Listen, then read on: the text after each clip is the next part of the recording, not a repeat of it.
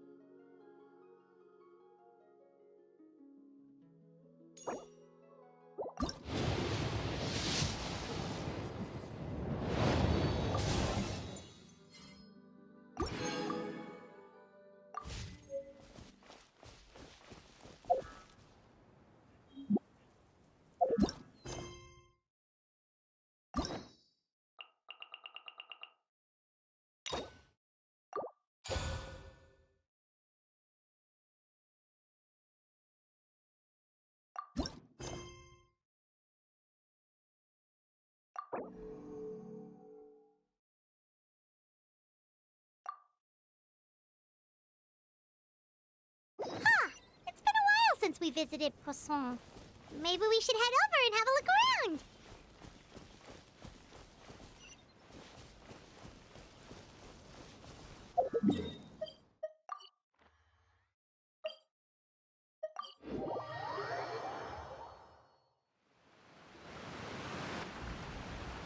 Hey, Traveler. Paimon. Oh, Paimon knows that voice! Over here.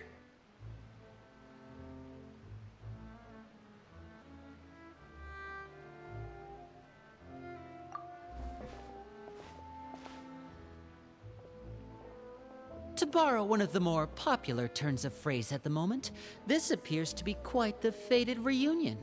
Running into you two out of the blue like this has really made my day. I certainly wasn't expecting it. You can say that again. What brings you to Poisson? Wait, Paimon's got it! You must be here for one of your magic shows, right? Actually, we've run into a bit of trouble on the home front, so Father arranged for us to stay in Poisson for the time being. Oh, are Lynette and Fremine here too? Yep, along with most of the other members of the House of the Hearth. You may have noticed Poisson seems a bit more crowded than usual. So you're saying nearly the entire organization has moved to Poisson? Sounds like you've run into way more than just a bit of trouble. What's really going on? Well... Since the two of you are so curious, perhaps I can fill in the gaps. You scared Paimon half to death! Father, you're here. You know...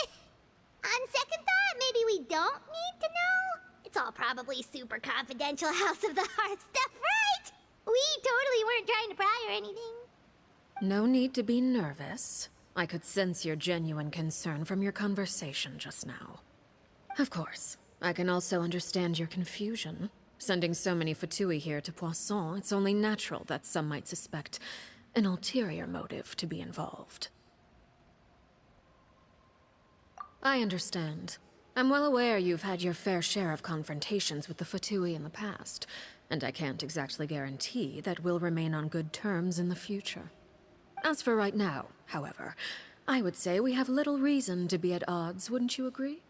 The House of the Hearth could stand to be more open with those who have worked so closely with us in the past. As for the issue at hand, well, it hardly relates to any ulterior motive. To be frank, it all stems from a certain rumor circulating around the House of the Hearth. It's an internal matter. What sort of rumor? A rumor that a certain phantom child is hiding away in the House of the Hearth. A phantom child? Ooh, just hearing the name is giving Paimon the creeps. A spirit that should have long ceased to exist is lurking in the shadows of the House of the Hearth. So I decided to bring the children to Poisson before continuing to investigate the situation. I expect I should be able to track down the spirit fairly quickly. After that, it's just a matter of resolving the situation, if you will. It shouldn't be much trouble at all. If you're curious, or if you still have some concerns, it might be advisable to stick around for a few days. I'm sure the children would be exceedingly pleased to welcome some visitors. Lenny, I'll leave you to entertain our guests. I have some matters to attend to. Of course, Father.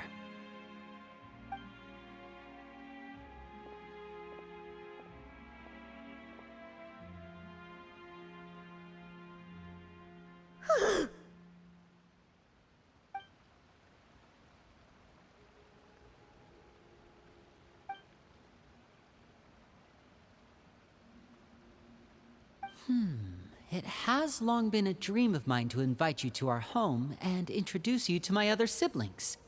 You're quite well known in the organization already. A lot of people have been talking about you, especially after everything with the prophecy. If you're willing, why don't you stay a while and have a little chat with us? Alright. We don't have anything else to do right now anyway. But let's be clear, we're just gonna be there as guests, okay? Don't get any funny... Oh, wait a second. For your guests, that probably means we'll be treated to lots of yummy food, right? Of course. During our stay in Poisson, we've been helping out the locals with some fishing. We bring in quite the bounty every day. In fact, today's the perfect chance for me to show you what I can do in the kitchen. Let's go. I'll take you to where we're staying.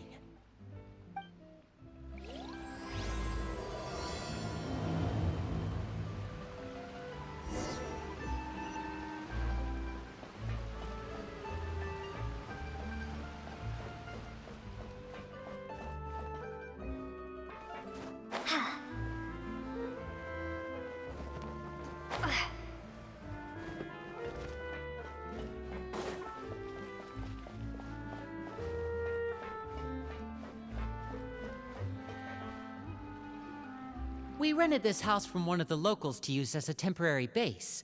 I'll come back later and tidy up a bit. After that, it should be all ready for you to stay in tonight. Awesome, thanks! So, where are we off to now? Well, when I happened to run into you two earlier, I was actually in the middle of distributing some supplies. With this many people staying in Poisson, we have to bring in outside supplies every now and then. I should probably make sure the rest of these provisions get delivered. Otherwise, people might start to get antsy. Okay, we'll come with! sorts of rumors about your organization floating around out there. Paimon's not sure if she could even take a wild guess as to what's true and what's not. But now that we finally have the chance to see a day in the life of the house, we can take a good look at how you operate! Well, you're more than welcome to come along. Just follow me.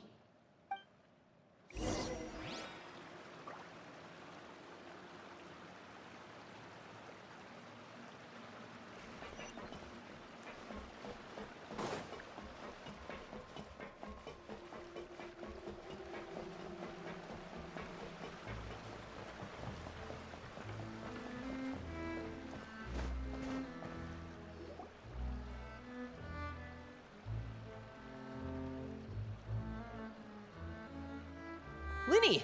We're finally here. The supplies. I'm assuming you've... Brought them with me? Yep, here you go. Hello? Something caught your eye? It's the Traveler and Paimon! No way! Come here, everyone! Hurry! The Traveler and Paimon are here!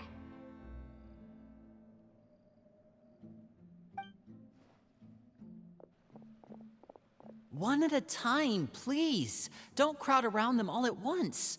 We don't want to scare off our guests now, do we? Oh, it's all right! Gotta say, Paimon didn't realize we were this famous. Of course! Father and Linny have told us so much about you. Father told us about how you helped Linny. According to her, you're a trustworthy friend. And as far as she's concerned, that's pretty much the highest compliment we've ever heard her give. As you can imagine, everyone's been very curious about you. I heard the Traveler is so strong that she can move a mountain with her bare hands. I heard Paimon eats so much that she can clean out the entire pantry at Hotel Tabor in just 3 days! Wait a second! That's the rumor you heard about Paimon? Oh, not cool at all! Oh, wait! When guests visit, you're supposed to give them gifts and stuff, right? Oh, we don't need something like that. Besides, we don't have anything to give to you! Come on, we insist! I can give you some of my new potions. Just pick your poison. And by that, I mean medicine or actual poison. I've got both. Huh? Or maybe Shaplo can teach you guys about stealth! He's super good at it! He's never been caught. Ah, now that's not a bad idea. I know you usually prefer to fight head-on, but it never hurts to expand your bag of tricks, right? When it comes to eliminating your enemies, staying quiet can go a long way. Trust me, I would know. I was poisoned not too long ago, and I'm still dealing with the after effects. So I'm not quite as good as I was before, but I can still give you some pointers. Wait, when you said gifts, Paimon didn't think you meant poison and stealth tactics! But those are the best things we can give you. You don't like them? Ooh, how about this? Tell me the name of someone who really annoys you, and we'll teach him a lesson for you. All right, Fold Selwar. I think that's enough suggestions for now. When it comes to being a good host, it's the thought that counts. You don't need a physical gift to make our guests happy. In fact, pestering them with suggestion after suggestion might make them more annoyed than anything. I would say your enthusiasm has certainly gotten across. Really? Awesome! It's been so long since we have had guests to play with. If there's anything you need, just let us know. Yeah, especially if it's poison or something. I've got all sorts of potions for that. Well, we'll talk to you all later. We've still got supplies to distribute. All right, see you later.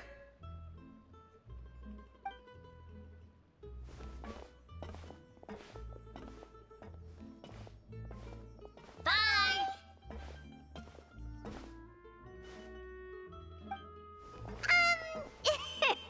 Linny, about all that poison and stealth tactics talk just now. Scared you, did it? That kind of talk comes with being part of the House of the Hearth. When Foltz was really young, he strangled all of his family pets, just out of curiosity. He was labeled a dangerous problem child and was abandoned by his family. Elwar has an unnatural obsession with potions. Father has forbidden her from trying all the different concoctions she comes up with, but she still tries to test them in secret. You really have to keep an eye on that one. Chaplot is around my age. While I'm mainly responsible for collecting intelligence, he handles surveillance. He's very passionate about his work and has no reservations about taking on some very difficult missions. I know you two probably aren't used to that kind of talk, but I can promise you they only had the best of intentions. Things like stealth tactics and developing different poisons, they really mean a lot to them. They were just trying to share the best of what they could offer, that's all.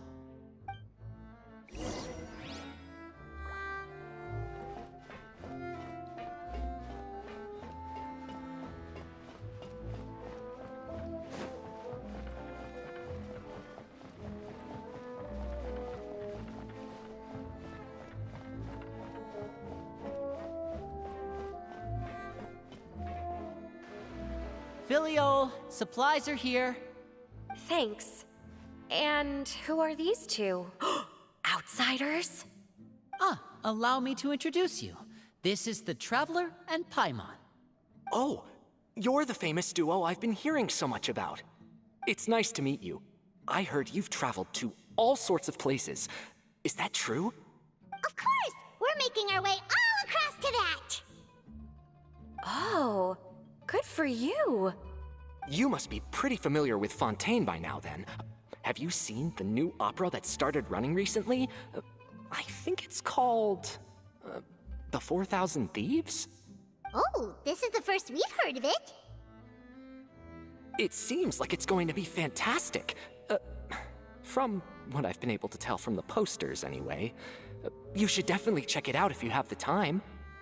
Oh, and there's The Blind Maiden, too. That one is supposed to have audience interaction. Seems pretty interesting. After this mission is over, I think I'll go get a manicure. Oh, maybe I should dye my hair. Wonder how much it'll cost. Is it just Paimon, or do these two seem much easier to get along with than the others? Looks like the House of the Hearth has some normal members after all. I heard that. Oh! Oops. I'm guessing you're referring to Foltz and the others? Yeah, we're definitely not all like them. I bet those crazies are practically foaming at the mouth right now. I'm sure they just can't wait to get back to Snezhnaya to carry out the plan. That's enough, Filial. Don't talk about family members behind their back, right? Whatever. Let's go. Guess this is goodbye then. If you ever have some time, we should go see the opera together.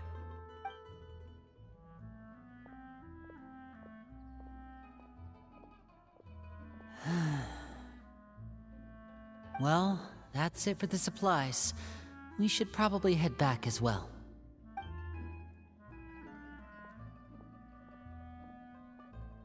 Well, they didn't seem too happy with each other. Seems like there could be something more going on here. You're right. We're only here as guests after all. Oh, Linny's getting super far ahead. Come on, let's catch up.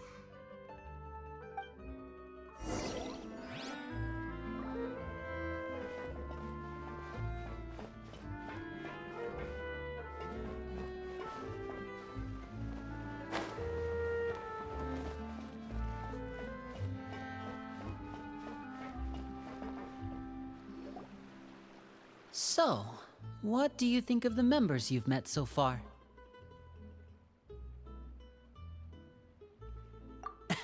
Well, Father is always encouraging us to be strong-willed and independent. So if there's one thing we've got, it's people who aren't afraid to speak their mind. Well, I should probably get cooking. Wanna join? Of course! Then let's head out and... Fremine? What are you doing here? Well, Femine, nice to see you You too. I heard you're here as guests of House of the Hearth. Welcome. We were just going to make some food. Why don't you come along? I could use some help in the kitchen, and I seem to remember you mentioning you wanted to make seafood soup for the traveler in Paimon. Seafood soup? Oh, Paimon's drooling already. Were you looking for something just now, Fremine? Maybe I can help. It's nothing. I just wanted to see if there were any extra supplies. Yeah, we've got some left over. What do you need? Some food and water, and some clean cloth, if possible. No problem. Give me a second here. Food, water... Wait a minute. What do you need all of those for? You're not on any missions as far as I'm aware, and you were just going to come eat with us. So what's this all about? I thought I'd grab an extra portion because I get hungry at night. Could be because I'm growing, you know? And... Fremine, you remember what I told you? You're not like me. Your lying skills still need some work. Tell me what's going on. Is it really bad enough that you have to keep it from your own brother? Maybe it'll be better if we gave them some space.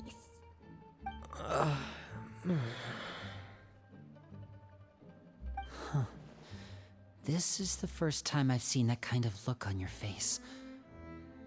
Whatever happened, does it have something to do with Father? Yes. Just follow me.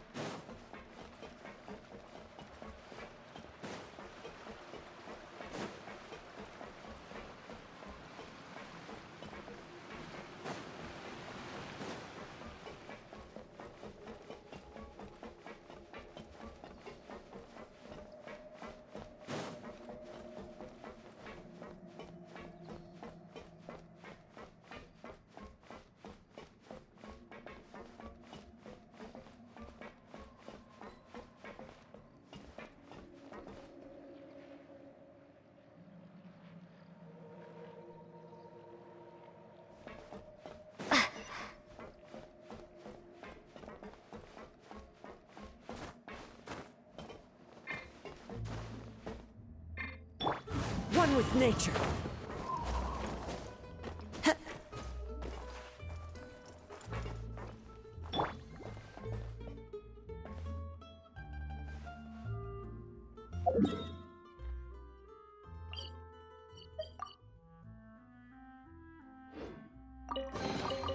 Is this an answer from this world?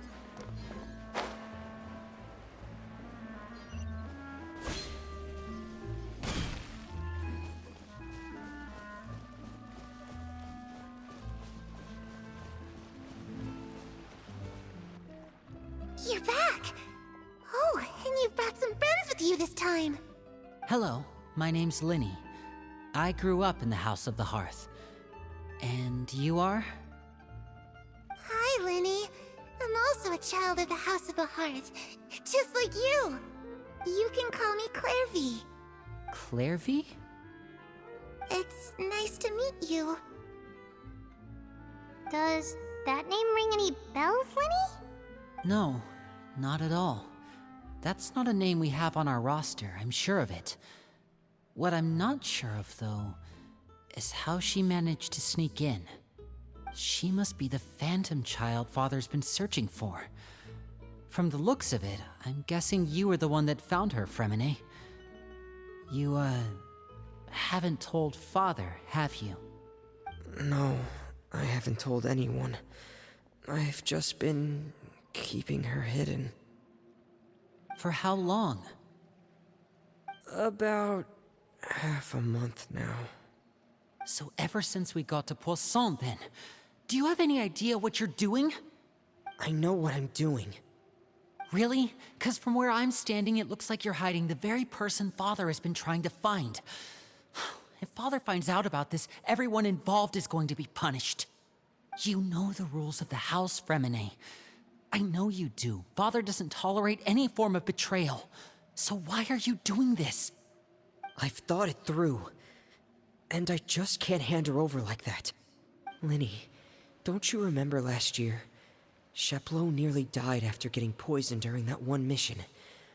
He wasn't able to get back before the poison started taking effect, and not a single person was there to help him. That night, while I was sleeping, I heard a voice telling me to go save him. I opened my eyes, but I couldn't find the source of the voice. I thought maybe I was just hearing things, but I went to look for him anyway. Luckily, I got there with enough time to save his life. That feeling of being haunted, of hearing voices, it's happened many times in the House of the Hearth. I'm sure you've noticed. So what you're saying is, that was her? She was the one who spoke to you that night? Unless there are other spirits roaming around the House of the Hearth, I don't think there's any other possibility. If Clairvy were our enemy, it wouldn't matter whether she was a spirit or an actual child. I would have acted without a second thought, because that's what Father ordered us to do. But she's been living with us, helping us from the shadows all this time. I think that makes her family. I couldn't just hand her over to be dealt with. Not when there's so much we still don't know. So what's your plan then? You can't keep her here forever. Someone is bound to find out eventually. I haven't thought that far yet. I don't want to disobey an order from Father, but I also don't want to put Clairvy in danger. Come with me. There are a couple things I'd like to say to you in private.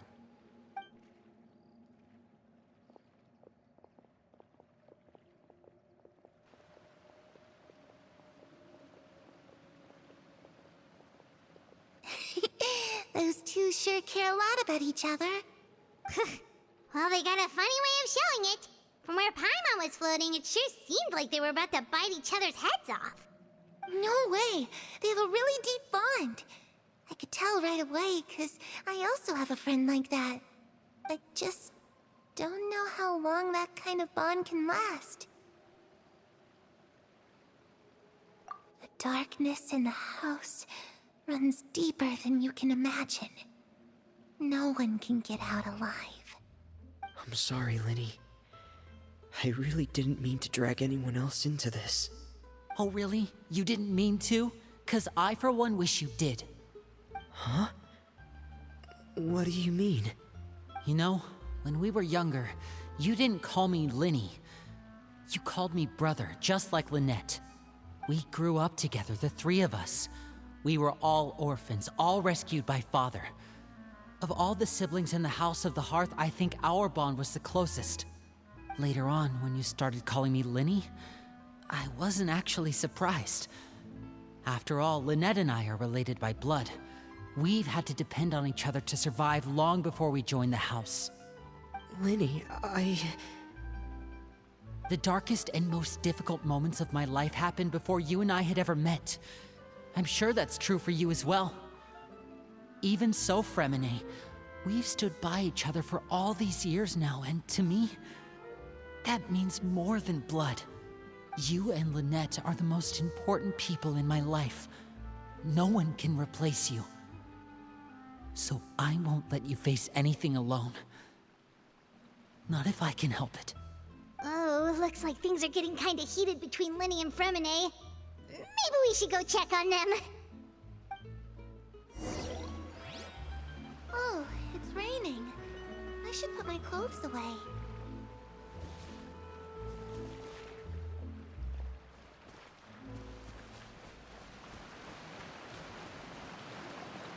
Hey, you two! Hope we aren't interrupting anything. Like a fight, or... Oh, wait a minute, Fremine. You're not crying, are you? Is everything alright? everything's fine. Thanks for asking. Well, we're all friends here, right? We've been through so much together, so if there's anything we can do to help, just say the word. It's just a small family dispute. It's not something our guests should trouble themselves with. In fact, it might be better if your stay ended here. What are you getting at, Traveler? When guests are around, families are often on their best behavior. And any disputes are less likely to escalate. That's what you're trying to say, isn't it? I just... Thank you. I was really hoping to keep you out of it. But even if I could think of some other reason to turn you away, I'm not sure I could convince you. I know things could turn dangerous, so I promise you this. From now on, I'll protect you like my life depends on it. Me too. Well, back to the matter at hand then. If we don't plan on handing Clairvy over to Father, then our only other option is to solve the mystery of her identity before Father is able to track her down. That means finding out where she came from and what she's doing here. Then we can send her on her merry way and pretend like none of this ever happened. I've tried that already. And? And... nothing. I tried taking her somewhere really far away, but... after some time, she just reappeared. She even came with us all the way to Poisson. It seems like wherever the house is, she follows. I don't know much about spirits. Do you two have any ideas? Let's see here. Paimon remembers hearing something like, if you fulfill a spirit's last wish before they died, they'll let go of whatever's keeping them here and return to the ley lines. Oh, it's just that Paimon doesn't really remember where she heard that, so it's not guaranteed to work or anything. Well, sounds like it's worth a shot. Guess that means we should go ask her about her wish. But first, Fremine, I need you to promise me something. What is it? I need you to promise me that this will stay between the two of us. We're the masterminds behind this whole thing. No one else gets involved. Can you do that for me? Of course. I promise. All right. Then let's seal the promise just like when we were kids. Fist bump on 3. Ready? 1, 2, 3. I swear.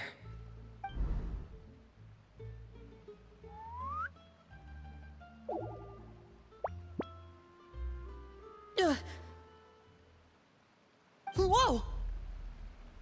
Lynette! But what a surprise! What brings you here, dear sister? And, when exactly did you get here?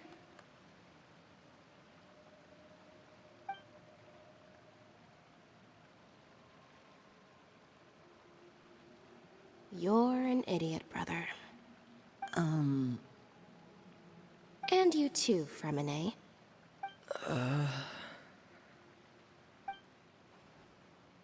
You 3, Traveler. And you 4, Paimon. Wait, what did we do?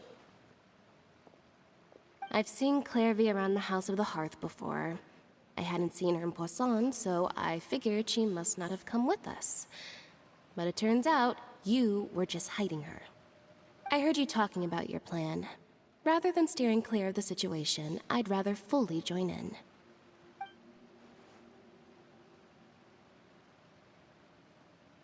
If you don't agree, I'll have no choice but to report everything back to Father. Simple as that. You're not giving us much wiggle room here, Lynette. Well, I guess we're all in this together then. After we talk to Clairvy, we'll figure out our next move. There's no time to lose. Let's go.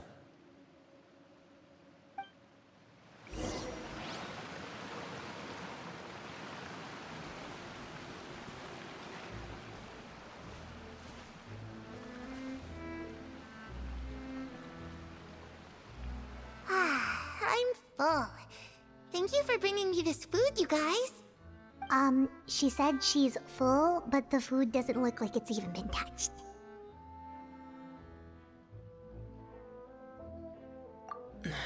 That's right.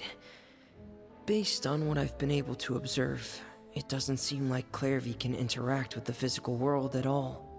Still, when she's presented with food, she'll always linger around it for a good little while. Maybe, in her mind, she really is eating those things. Does she know that she has already passed away? I've tried to ask her, but she didn't answer. My guess is that she's just as confused as we are. Or maybe she couldn't understand the question at all. Clairvy, if you've got some time, I'd like to ask you a few questions. Sure. Oh, another new friend. Hi, I'm Clairvy. Hello. Clairvy, how did you join the House of the Hearth? Huh? Isn't it the same for everybody? The knave brings you here and then you can't leave. It's just that your name, it's not on the roster. And I've never seen you before. The roster? Oh, I get it now. I think there might be some things you don't know about this place. The people in charge, they're not as nice as they look. They say they keep a roster, but it's not complete. There are a lot of people who aren't on it, and never will be. In this house, some people are family, and other people are just test subjects. Those kinds of people aren't ever going to get a place on the roster, unless it's the roster of people who've been executed. Wait, does that mean the knave... She... Is there anyone that can vouch for you? Perry, she's my best friend. She's the only one I trust in this place. Have either of you heard of that name before? No. Me neither. Clairvy, Perry. Neither of those names are on the roster. But it seems like she's telling the truth. Either that, or this kid's already got a bag of tricks bigger than mine. Maybe we should try a different approach. Clairvy, do you have a wish? A wish? It can be anything you want. Just imagine. It's your birthday, you're blowing out the candles, and your wish is...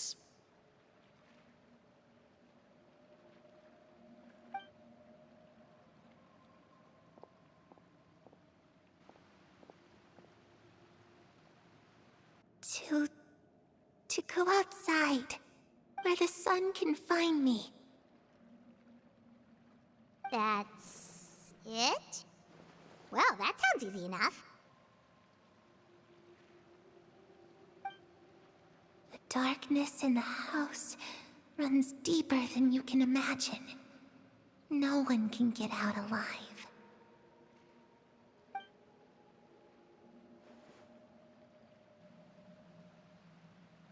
Okay, time to divide and conquer. Listen up, I've got a plan. I'll try and find a way to use basic illusory magic to take Clairvy outside and bring her somewhere with sunlight.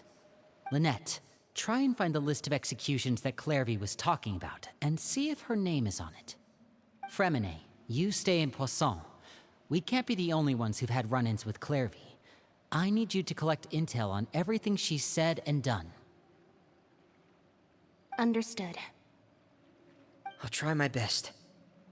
What about us? What should we do? I really appreciate your willingness to help, but this is a family matter. I don't want to drag you in too deep. It's too risky. Let me think. Since Father considers you to be guests, maybe you could stick by her side for a little while. You don't need to do anything except keep up some nice, casual conversation. Ah, Paimon gets it. You want us to distract her.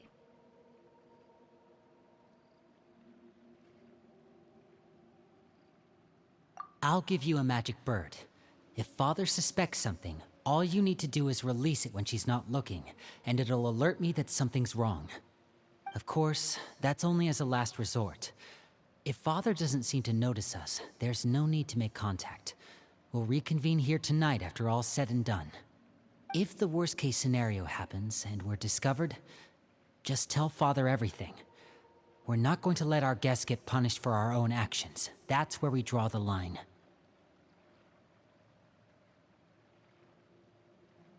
You too. Okay, this is where we part. Father should be at the beach nearby.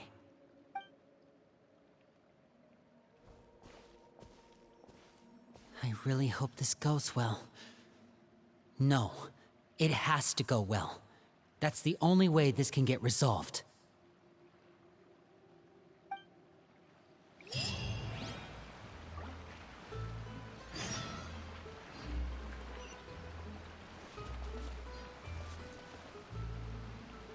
Clairvy, I'd like to take you somewhere.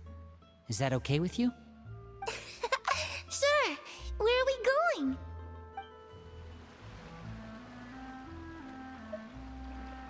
Clairvy, I'd like to take you somewhere.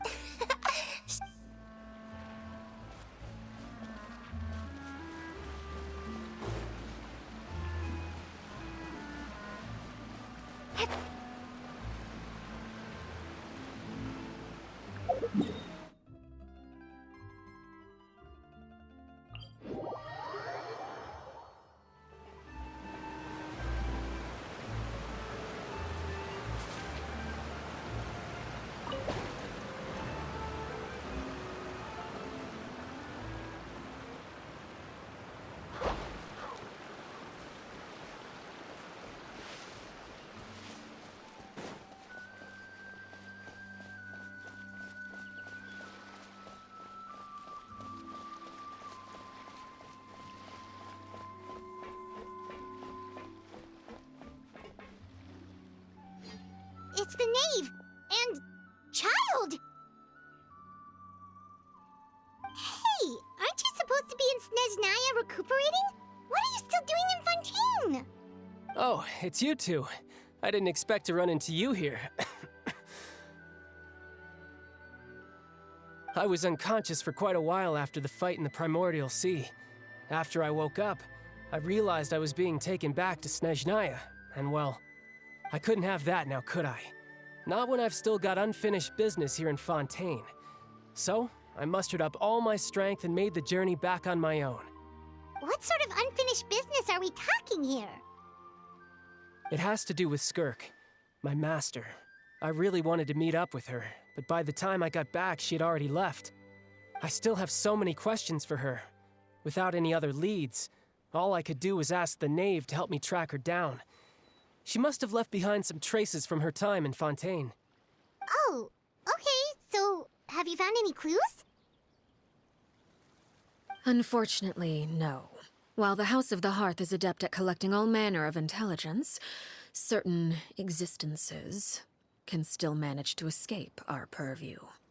Basically, unless Master feels there's a need to meet with me, she's not going to be found. But that problem has an easy fix. I just need to become stronger, and then... Paimon thinks you should focus on getting better first. The worst of it is over.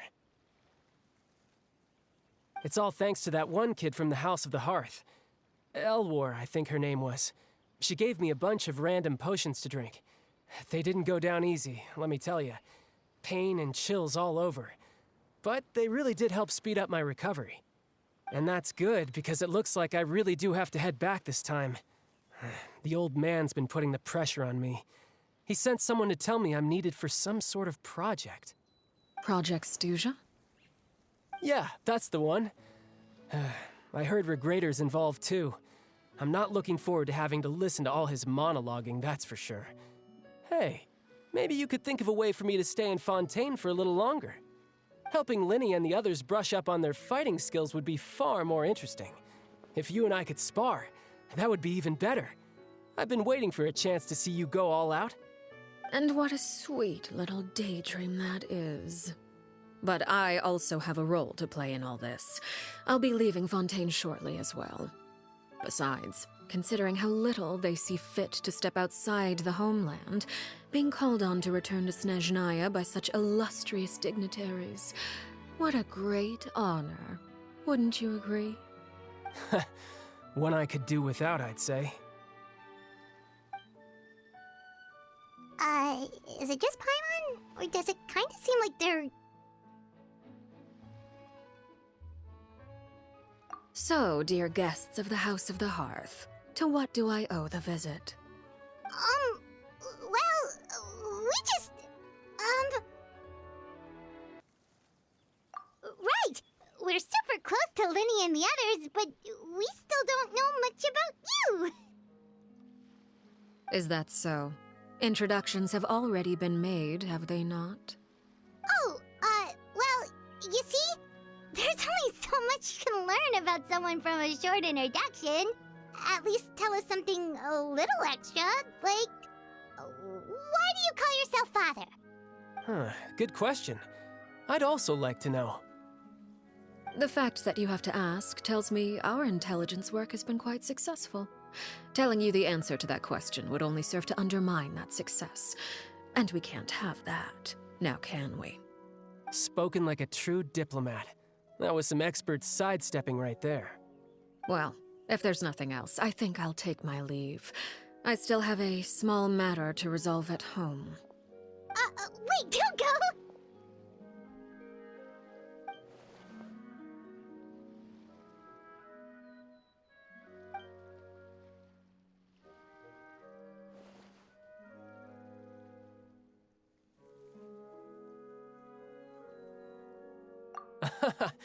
I'd also like to hear the answer to this. I've met some of the members of your organization, and they all seemed like really good kids. They actually reminded me of Tonya and Tusser. Which, by the way, if you ever betray them, I'm just letting you know, I won't let you off easy. And why would I betray them? Well, you've already betrayed the House of the Hearth once, haven't you? At least, that's what I heard.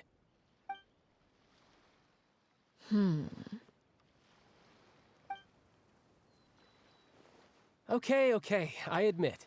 That's just what the old man told me. The rooster, I mean.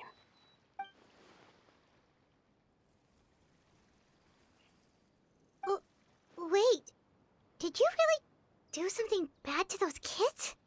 Never mind what I've done. I'm more curious as to what the mighty rooster had to say. Care to enlighten me? Well, nothing much. Just some stuff about you taking out many other members of the House of the Hearth, and even going so far to attack your own family. I see. Oh, based on your reaction, I'm guessing it's all a bunch of lies. Hardly. I don't appreciate his particular turns of phrase, but I suppose he didn't say anything untrue. Although, it would be more accurate to say that there is a certain level of prejudice involved, but I don't intend to clear that up just yet. Prejudice has a funny way of concealing the real truth behind certain things, an attribute that I find to be quite advantageous. Call yourself a Fontainian, for example, and people will assume all sorts of things, when the real truth is that this is simply the land where I was raised. Huh? You're not actually from Fontaine?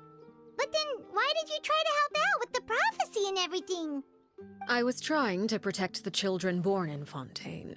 Claiming that I myself was a Fontainian simply made it easier to operate. People would hardly suspect a fellow Fontainian of having any ulterior motives. Who wouldn't want to save their homeland after all? The primordial sea wouldn't have any effect on me, but it would have caused great harm to the House of the Hearth. Well, you wanted extra information, didn't you? There you go.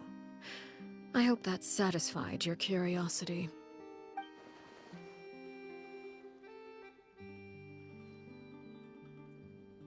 So, you stayed in Fontaine for the kids. I guess I was wrong to believe you'd betray them. Apologies. Looks like I was holding on to some prejudices myself. Good. Like I said, I like it when others have misconceptions of me. Actually, while I was recuperating at the House of the Hearth, there was something else that really caught my attention. I heard that members always resolve disputes and arguments with a friendly spar, and the loser has to back down. Seems pretty cool if you ask me. Would also give them plenty of opportunities to hone their skills. Well, that's only a recent development. In the past, such spars weren't nearly so friendly. The losing party would lose everything, including their life. They were that high stakes? Whew, at least that's not a thing anymore. Well, the current atmosphere's not half bad. I'm a bit jealous, actually. You've got so many family members around you, and you even get to live with them. Having a lot of family around means dealing with a considerable amount of bickering and scheming. Once Tonya and Tusser enter their rebellious phase, I'm sure you'll understand. Just imagine. Tusser becomes obsessed with plucking out strands from the rooster's mustache, or Tonya decides to dye her hair 42 different colors. Okay. I get the picture.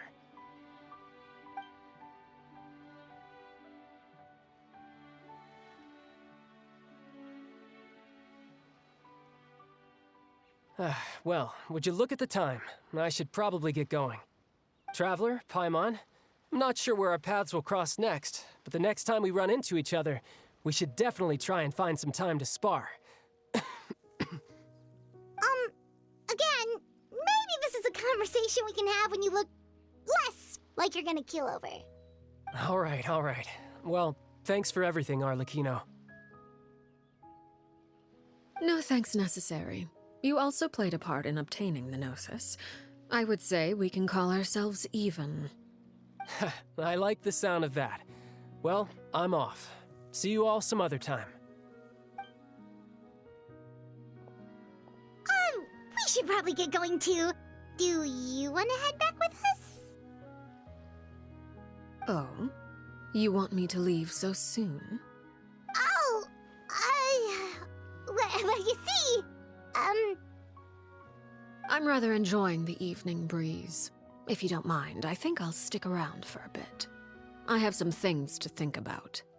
Apologies for not attending to you like a proper host. Please forgive this slight. I do hope you'll have a pleasant stay. We managed to keep her distracted until nightfall. Good thing Child was there to keep the conversation going. You don't think she suspected anything, do you? Oh, I wonder if Liddy ran into any issues. Let's hurry back and see how everything went.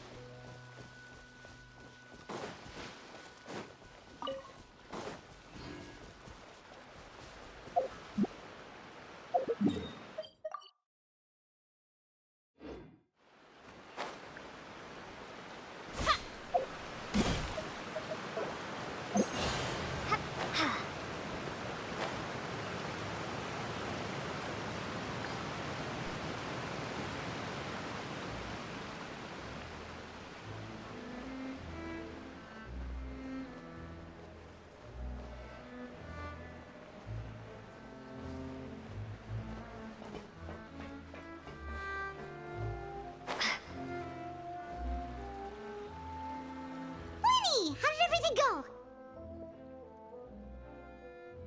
Well, long story short, we ran into a small issue. Clairvy can't go into the sunlight.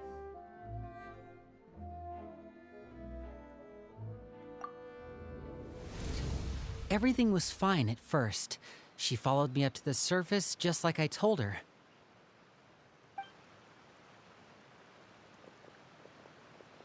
But as I led her out of the shadows and into the sunlight, she vanished. I turned around and there she was, standing at the edge of the shadows, silently watching me. Huh. Maybe she's afraid of sunlight, or... No, it wouldn't be her wish if that were the case. Well, we could always try pushing her into it. Oh, true. I've pretty much tried it all already. Nothing worked. Eventually, the sun went down, so all I could do was bring her back here. How did it go with you, Lynette? Good. I've got the list. It's right here. Really? Well, what are we waiting for? Let's take a look!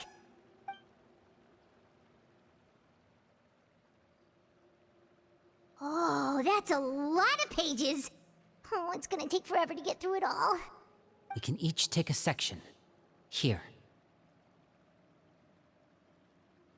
La Pouillade, L'Endroit, Chambel, Horaire.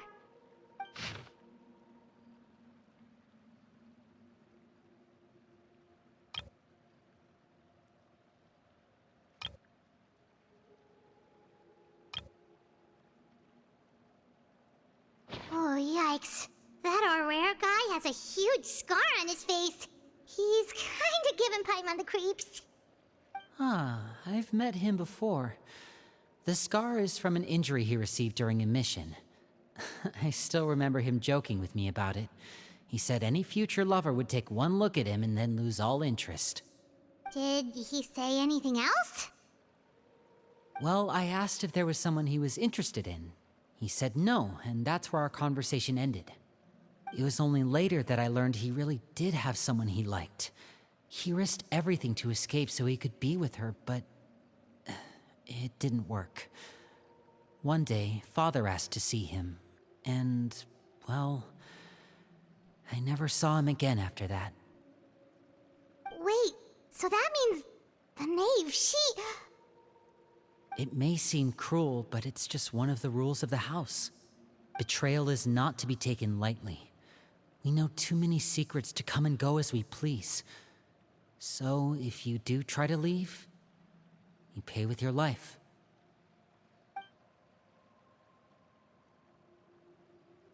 Her name's not here, huh? Well, that's not too surprising. It doesn't seem like this list is complete. It only contains records dating back around 5 years. Let's shift our attention then. Fremine, were you able to find anything out? Fremine. Sorry. I was thinking about something. I managed to talk to quite a few people, but I couldn't help but notice that the atmosphere in the house was a little... strange. Strange? Yeah, I know there have been arguments in the past, times when people haven't gotten along. Chaplot and Filiol are a good example of that.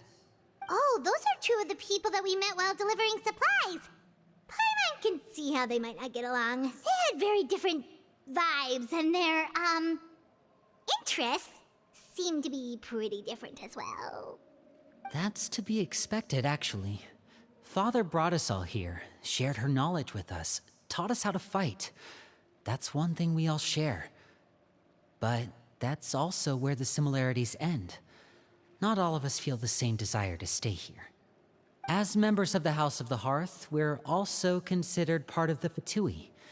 And to a lot of people, that's an identity they never asked for. Certain members get older and realize they want something else for themselves. But considering the rules of the house, most people would never say that out loud. People like Chaplot and Foltz are loyal to Father and her vision. They're proud to be part of the Fatui. Filiol and Nantoy, on the other hand, well, they aren't quite as enthusiastic. These kinds of conflicts have always been there. It's not like Father is in the dark about any of this. Well, that's true. But it just feels like things have gotten worse lately. Filiol and the others, it seemed like they were meeting in secret to talk about something. I can't say for sure, but I think they've met Clairvy. You think she's been inciting them to act out? No, not exactly. But I wouldn't be surprised if she said something to them about the darkness in the house and how deep it runs. She's told me about it before. Experiments being run on children. People being used as pawns on the battlefield without so much as the strength to survive. And they just believed all that? Without any evidence? Clairvy's words probably gave them the excuse they were looking for. Whether they actually believe them to be true is secondary. This is all because of Project Stuja, isn't it? Whoa. Hold on a second. What's this Project Stuja all about, huh? This is the second time it's come up now. Sorry, but I'm not sure of the details either. I only know what Father has told us, which is that it's something the Rooster and Regrator have been working on together. Apparently, it has to do with the Fatui's strategic plan for the future. Because the House of the Hearth was so successful in obtaining the Gnosis, we now have the honor of playing a key role in Project Stuja. Wait, but isn't that a good thing? Key role is just another way of saying dangerous role. To us, the whole thing is an inconvenience. Father thinks so too, but she's in no position to refuse. Their plan isn't exactly unreasonable, and they've been funneling the house a lot of funding.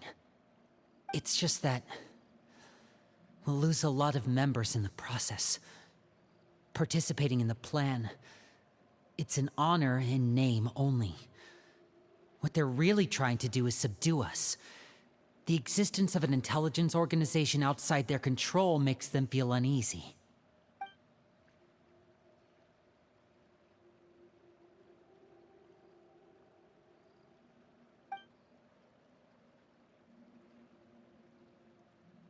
Okay, super complicated top secret Fatui business aside, what does all of this have to do with the conflicts you were talking about earlier? Paimon doesn't get the connection. External pressure has a way of exacerbating internal strife. You can't overlook the power of fear either. People are afraid of dying, and that fear is often the impetus for a lot of stupid decisions. I thought resolving the Clairvy situation would make everything go back to normal, but it looks like things are more complicated than I thought. If we leave Filiol and the others to their own devices, sooner or later, Father will be forced to take action. We can only focus on one situation at a time, brother. You're right. Even if we confront Filial and the others, it won't do any good. It might even make matters worse. We should focus on Clairvy for now. Well, it's getting late. We should head back and get some rest. We'll try again first thing tomorrow. Lynette, you stick with me this time. Fremine, keep a close eye on Filial and the others. Make sure they don't do anything they'll regret. Good work today, everyone. Have a good night, and I'll see you tomorrow.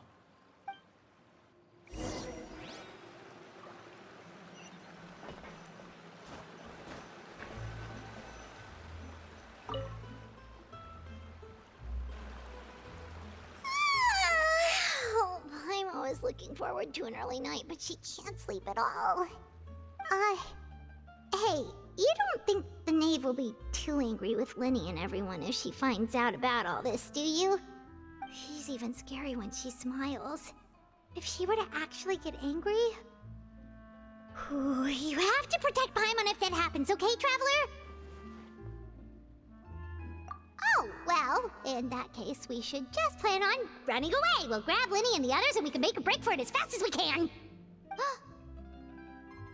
Look! Look over there! Quick! Let's catch up with her before anyone sees!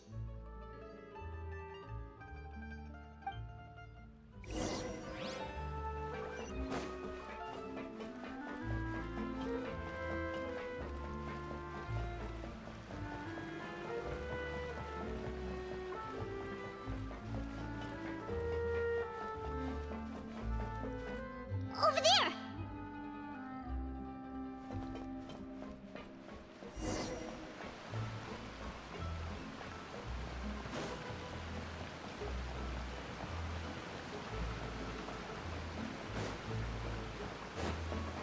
Oh, where is she going? Oh, if someone sees her, we're toast!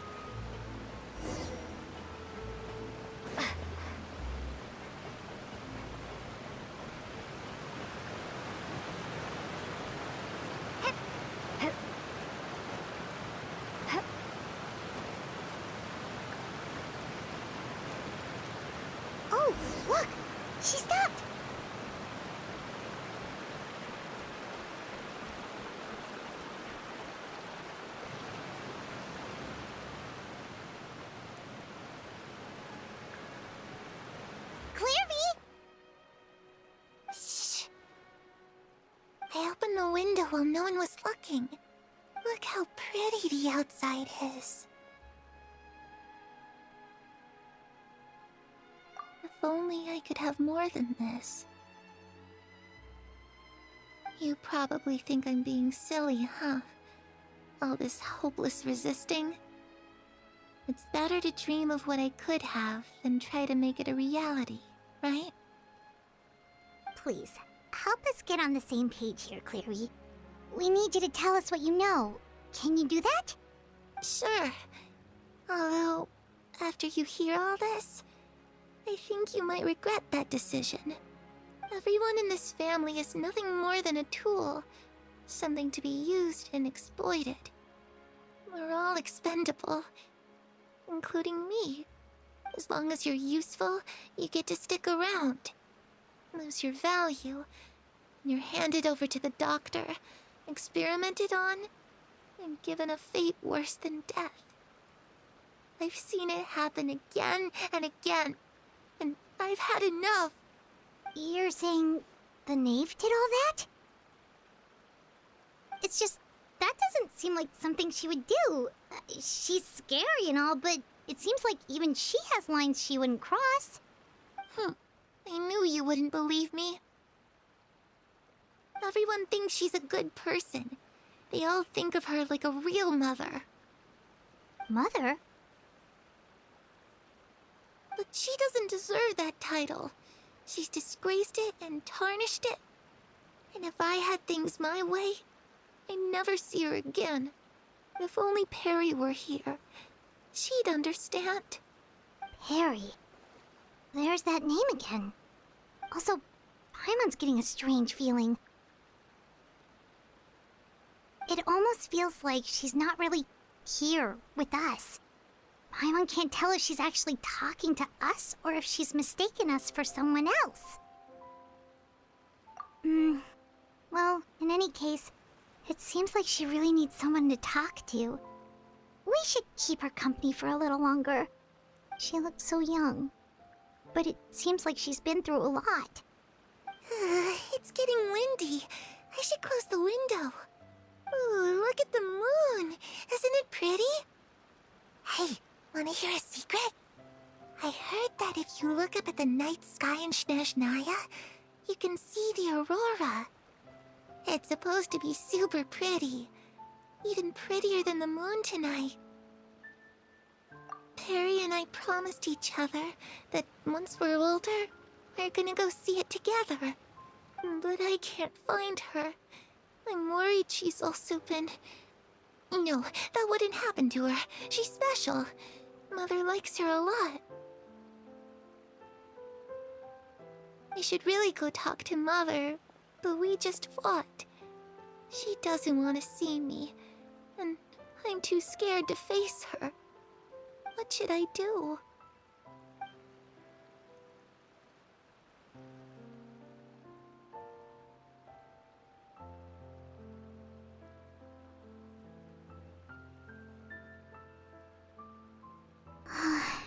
Paimon really doesn't understand what's going on with her. Well, let's head back. We've got an early morning tomorrow.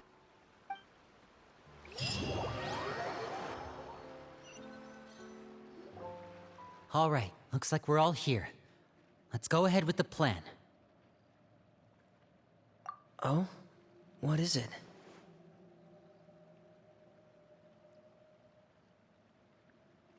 What makes you ask that? Well, we kinda ran into Clairview last night, and that's what she told us. We met the doctor back in Sumeru. He's super dangerous, and he's done all sorts of bad things. It's possible that Father and the Doctor have had certain dealings, but I don't think Father would work with him. We're not really on the same side, so there's not a lot of trust between them. That doesn't exactly set the stage for a successful partnership.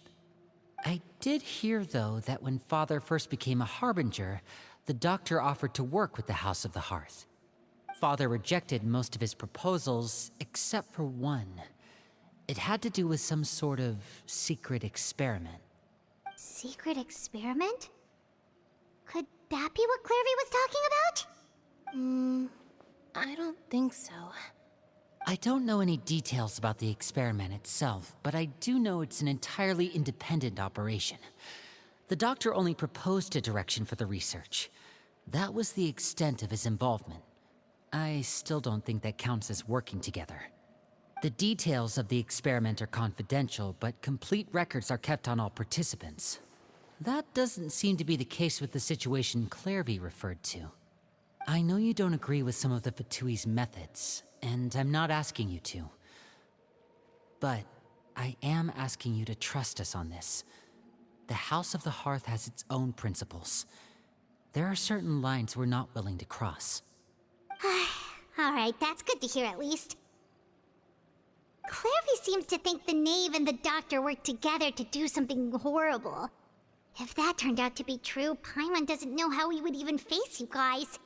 It's just that it doesn't seem like Clairvy is lying either. The easiest thing to do would be just ask the knave directly, but Paimon doesn't think she'd tell us. Father didn't come back last night. She's probably still near the shore. We'll be counting on you to distract her. Lynette, you're with me. Fremine, you know what to do. Be on your guard, everyone. All right, let's get to it.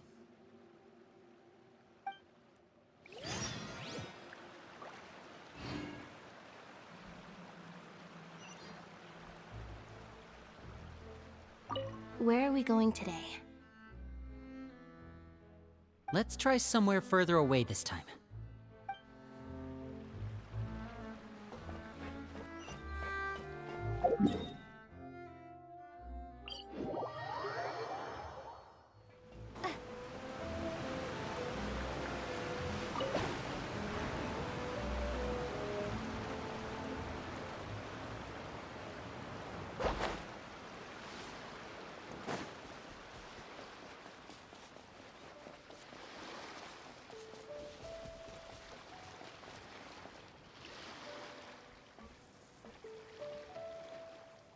Ah, it's you two again.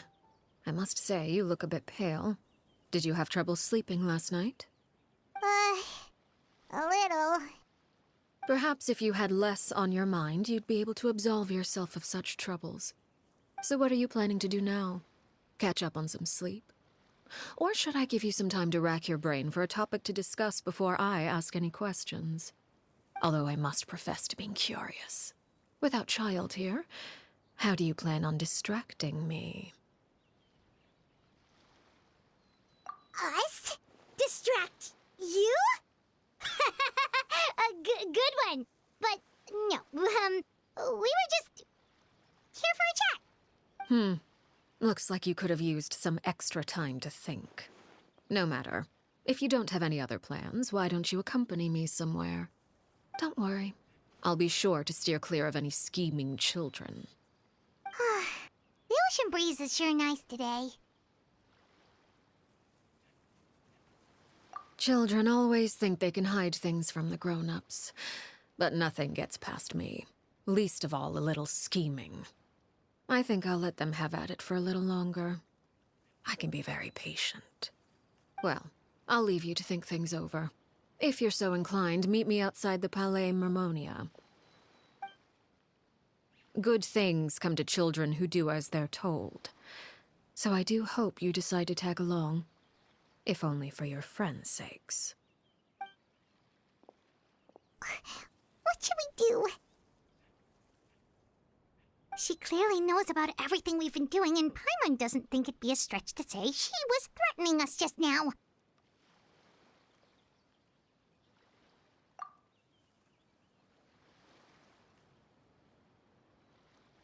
Oh, good idea. Hopefully he sees it in time. Well, we should probably head to the Palais Mermonia. Paimon doesn't want to find out what happens if we don't show up. Based on what the knave was saying just now, it sure didn't seem like it'd be anything good. Okay, then we probably shouldn't keep her waiting. It seems like Lynn and the others are on thin ice, so let's do our best to not get them in any more trouble.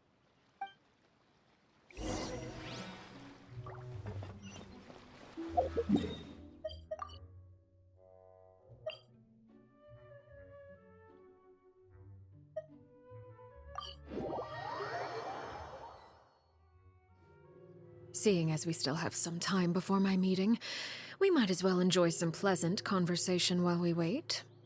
I'm glad to see you get along with my children. Being surrounded by good companions is necessary for a child's development. You're not planning on doing anything to them, are you? I assume you're referring to Lenny, Lynette, and Fremine. Although, there's that situation with Filial and Nentoy as well. It appears quite a few people have been acting out lately. No matter. I'm not one to discriminate.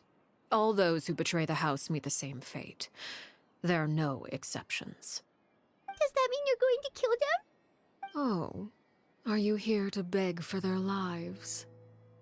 I'm sorry to disappoint, but the rules of the house change for no one. In my organization, everyone is responsible for their own actions. But don't you care about them at all? They really respect you. They even call you father. You must feel something for them.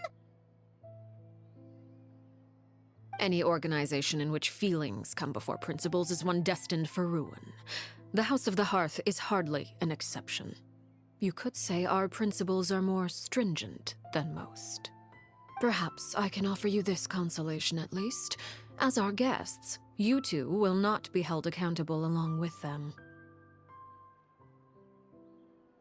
I would imagine Linny, Lynette, and Fremine will be able to keep their lives. As for Filial, Nentoy, and the others, I'm afraid there's little I can do.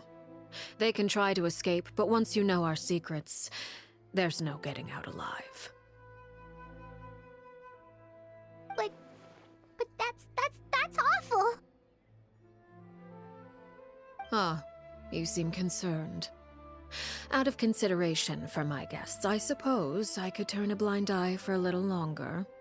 If Linny and the others manage to dispose of Clairvy in the meantime, all evidence of their wrongdoing will be lost. In that case, I could hardly punish them for something I couldn't prove. If their efforts are unsuccessful, on the other hand, all will be held accountable, and the punishment will be severe. Of course. Oh, and here, I believe this belongs to you. Do try and keep better track of it next time. It takes a considerable amount of time to train a bird like this. It would be such a pity if you were to lose it. Permanently. Wait, where did you get that? Well, I'm afraid that's all the time we have to chat. Now, for the matter at hand. I asked you to meet me here because I have business at the Palais Mermonia. It has nothing to do with you, but I think it would be prudent for you to stick by my side for the time being. There will always be time later to run off and tell Linny what you've learned. Well, time to go. Looks like we wrapped things up just in time.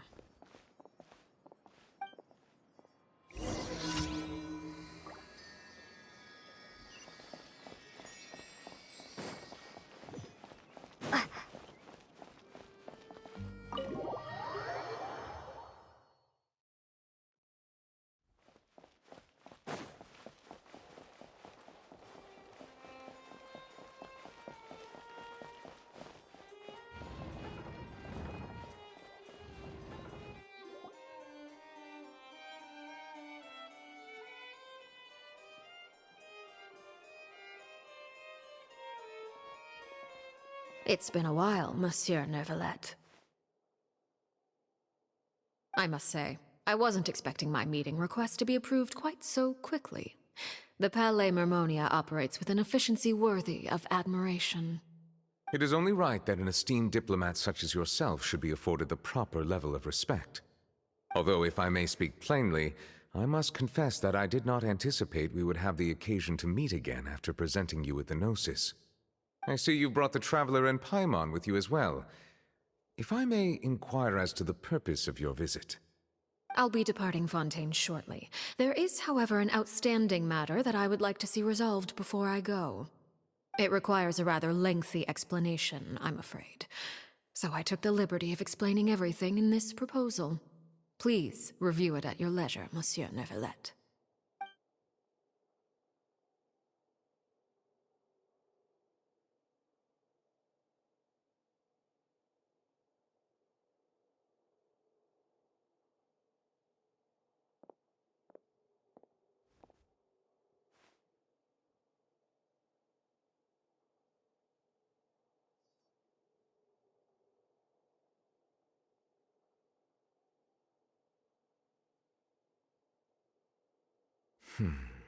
I understand your request.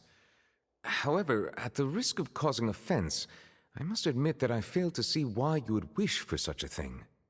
I heard you have a certain fondness for water tasting, Monsieur Neuvillette, so allow me to use water as an analogy. A family is like a large body of water with countless rivers flowing in and out. As someone who watches over this system, I would hope that each river that flows from the source will eventually reach the ocean. Of course, objectively speaking, I know this is impossible. Most of the rivers will dry up along the way, disappearing into the ground and leaving nothing but a barren riverbed behind. Not all rivers are destined to reach the ocean, but I would not see their existence rendered meaningless. I believe the water that flows within them is simply meant for a different destination, like a field in need of irrigation. Or perhaps the glass of a certain water-tasting enthusiast. Did you get any of that, Traveler? Your words paint an optimistic picture indeed. Allow me to remind you, however, few among us are willing to sip from a glass filled with tainted water. It may have been tainted at one point in time, but not to worry. I'll make sure it's strained of all impurities and returned to its cleanest form.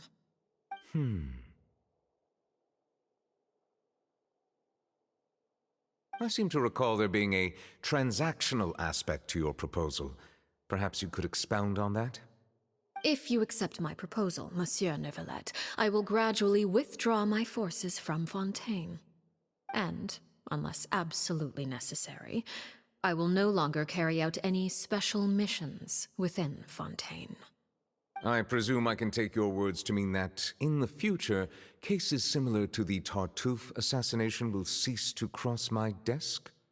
Tartuffe? Ah, that thief who embezzled funds from all those charities, you mean? My deepest condolences to his family, but without any evidence, I cannot imagine how the House of the Hearth might have been involved in his passing. Of course, if you accept my proposal, Monsieur Neuvillette, I'm sure certain measures could be taken to reduce the frequency of such troubles. You choose your words carefully indeed. In that case, I am inclined to accept your proposal. My thanks for your generosity, Monsieur Neuvillette. Well, with that settled, we should be going now.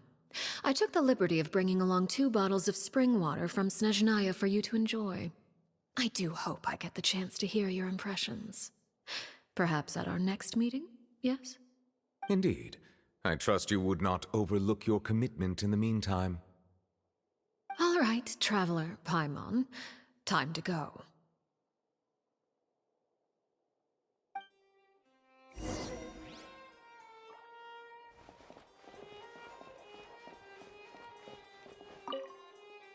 I believe I've told you before that my emotions easily resonate with those of others. Yet in the few meetings I've had with that Harbinger, I haven't been able to sense any aspect of her emotional state. Her mind is like a still body of water. Who knows what darkness lies in its depths, and the lack of ripples on the surface gives nothing away. It's unclear whether this is her natural state of being, or whether it's an incredible strength of will that gives her the ability to master her emotions. Either scenario, however, suggests she is a very dangerous individual. I do not expect an explanation as to why you two are by her side. Whatever your reasoning, I would only advise you to take caution.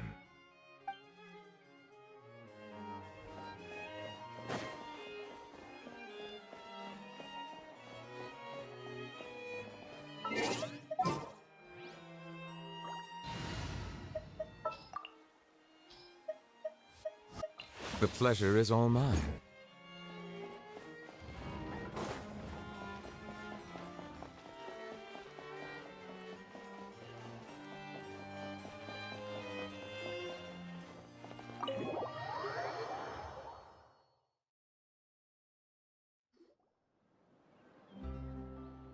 So, what exactly were you talking about back there? Paimon only heard you mention some rivers, a large body of water, and then some kind of irrigation scheme. You really want to know? I would imagine there might be more pressing concerns at the moment.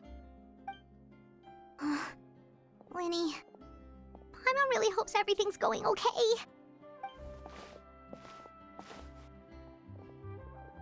Oh, Paimon recognizes that look. You've got your thinking cap on, don't you, Traveler?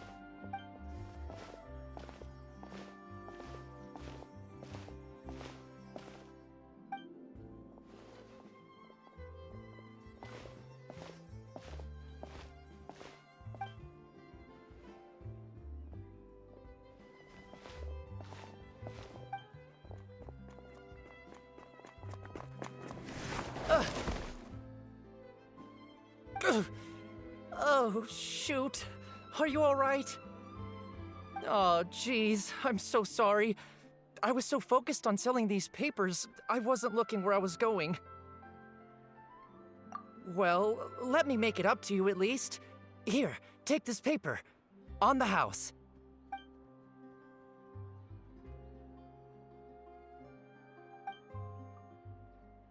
Oh, you don't have to give us anything.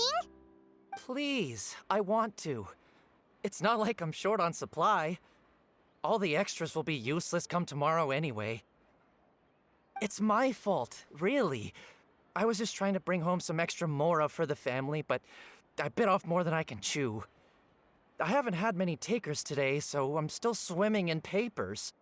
What's going on here? Nothing much. I just ran into your friend here on accident. I should probably get going, actually, so... Hold on. Of course, I'm happy to compensate you with mora, it's just... I don't have any on me at the moment. I'll take 3 papers. Here. Your payment. Oh! Thank you for your patronage. May the Archons bless you with good fortune. If only I had the chance to run into such generous customers every day. I should probably just take on a smaller inventory though, right? I'm getting married soon, so sometimes it's hard to not get ahead of myself. Anyway, I should head out. Goodbye! Well, now that my affairs are settled, we should take the boat back to Poisson. We've even acquired some light reading to enjoy along the way. Actually, why don't we stick around for a little longer? Paimon just realized how hungry she is. She can't head back to Poisson on an empty stomach.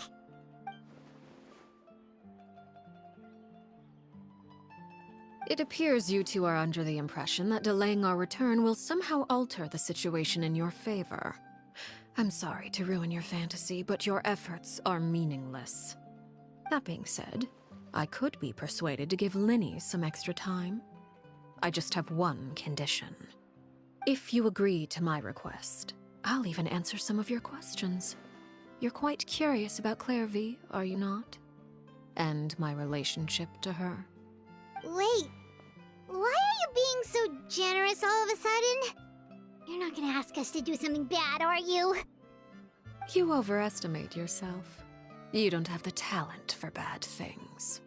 Then what can you possibly... The most important consideration in a negotiation is that both sides receive something they want. Demands and threats only get you so far. Wonderful. Here it is. When the time comes, make the choice that you deem most appropriate in the situation, and lend your help to the House of the Hearth. Okay, sounds normal enough. But what do you mean, when the time comes? When is that supposed to be? That is for you to decide. Then we have a deal. Follow me.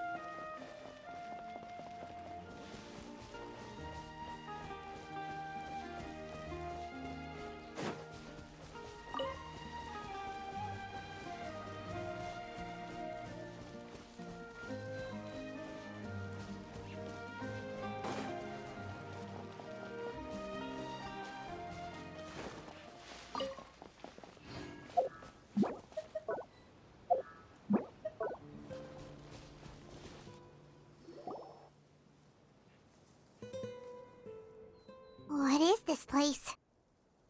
Somewhere long forgotten by everyone. It used to be a grand building. Now it's nothing more than a pile of rubble. No one comes here anymore, nor does anyone care about what once happened here. Although, this place does have something to do with the story I'm about to tell you. It was before I became a Harbinger, and before Linny and the others joined the House of the Hearth. Due to certain events, I first killed Clairvy and then her mother. And this is where it all happened. You were the one that killed Clairvy? Patience now. Allow me to explain Clairvy's side of the story first. I'll start from the beginning. Clairvy was 6 years old when she was brought by her mother, Crucibina, to live in the House of the Hearth. From the outside, it seemed like a fairy tale. A thriving family made up of kind adults and friendly children. Crucibina was the knave at that time, and the House of the Hearth was under her control. She was Clairvy's mother by blood, but she was also the mother to all the children in the house. Clairvy was happy here, for a time. But she quickly realized that being part of this family wasn't a fairy tale at all. It was a kind of purgatory. Purgatory? Exactly. The House of the Hearth takes in war orphans from all over Tevat. But as for how to raise them, that depends entirely on the person in charge. Crucibina came up with a novel idea. She would teach the children to fight, force them to duel each other, and then crown as the king of the house the child who proved themselves most worthy of inheriting her title. It's difficult to estimate the number of children who died or were maimed in the process. There's little I can say about the ones who died. The ones that emerged with permanent injuries, on the other hand, well, they still served a purpose. They would be handed over to the doctor to be experimented on, or sent away on dangerous missions. Nothing more than tools to be used and then discarded. So those were the experiments Clairvy was talking about. But what actually happened to her? You said that Clairvy was Crucibina's daughter, so if Clairvy tried to convince her to stop what she was doing, Crucibina probably would have listened, right? Despite being Clairvy's mother, Crucibina cared little for her daughter. She forced Clairvy to join the House of the Hearth only as a means to demonstrate her own impartiality as a mother, to prove that she treated all her children equally. Clairvy did try to convince her mother to change her ways, but it was to no avail.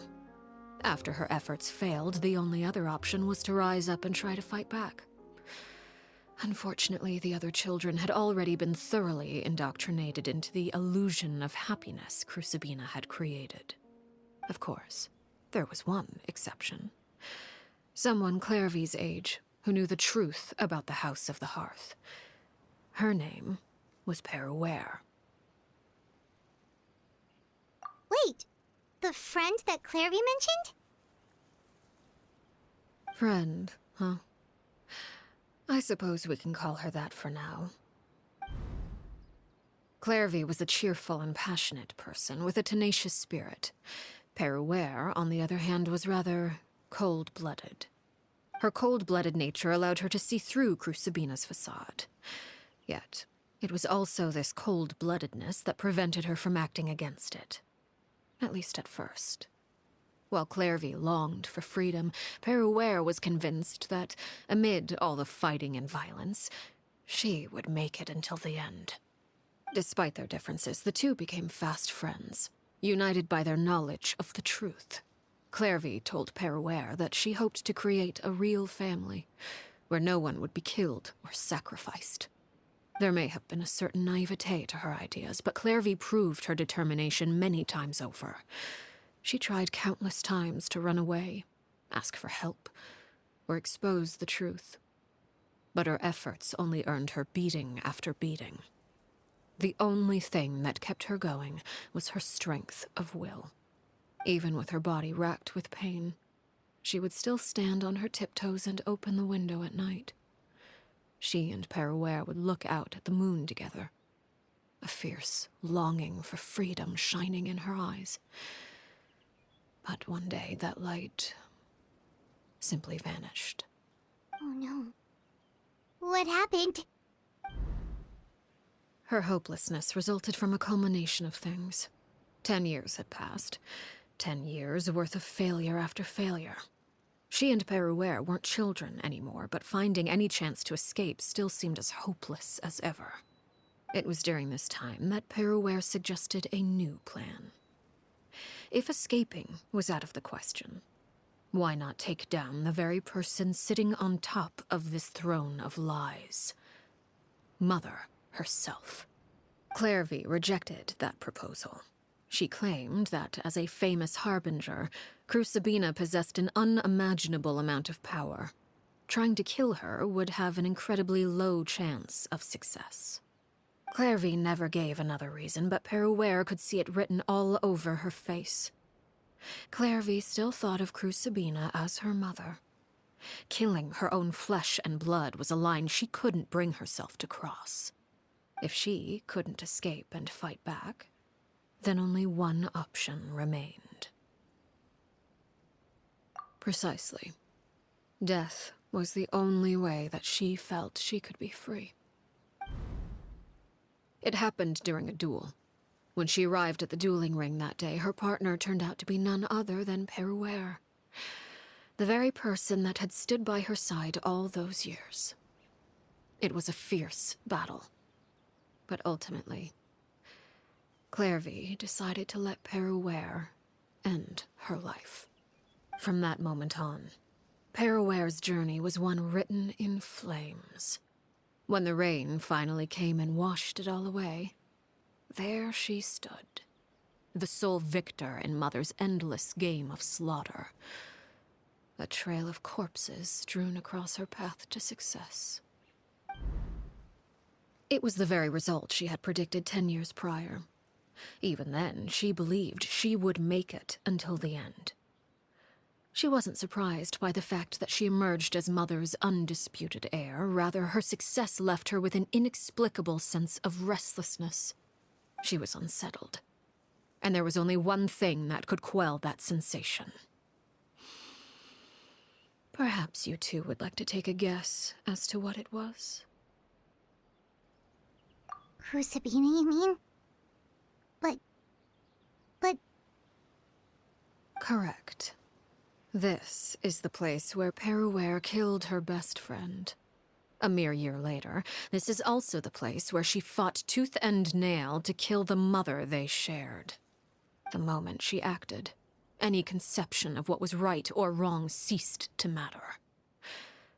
It's one of the principles of the house. Only those who survive get to write the rules. Peruere won the battle, and became a harbinger herself. After which Her Majesty, the Tsaritsa, bestowed upon her a new name. Arlecchino. So the Perry Clairvy was talking about... It was you all along. You're Peruere. Arlecchino is just a name you got later. I left that name behind long ago. I must say, hearing it now does bring back memories. After I defeated Crucibina, the moniker of Mother died with her. I chose to forego the title she called herself, and even chose to give up my own name. I rebuilt the House of the Hearth under a new identity. Not only as Arlecchino, but as father. And that is where the story ends. Any more questions? Yeah. Based on what you just told us, Clairvy wasn't a little kid when she was killed. So the Clairvy we met... Was she really a spirit at all? I suppose you could call her an illusion born of flame. Her existence is like ashes to a fire. Something left over in the wake of blaze and ruin. You see, a certain power runs through my veins. It's not unlike a curse. My flames leave behind shadows of anything they consume. Of course, the chances of those shadows morphing into a sentient entity are exceedingly slim. Clairvy is a very special case. Clairvy died when she was 16 years old, but what emerged from the flames was her 6-year-old self. Her appearance wasn't the only thing affected. Most of her memories were lost to the blaze as well. Memory is a mysterious thing indeed. Losing a portion of your memories will alter your sense of self. Lose 10 years' worth, however, and it would be like living in the past. Like returning to a version of yourself that never grew up.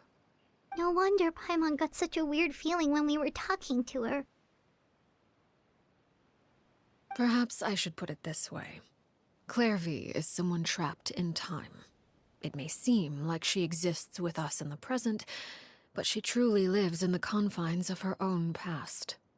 So if all of that is true, then you must have known about Clairvy for a long time. Indeed.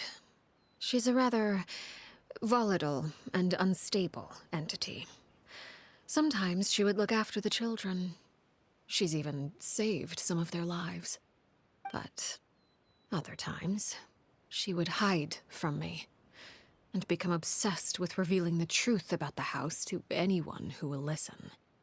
Shadows don't have the capacity to learn or grow.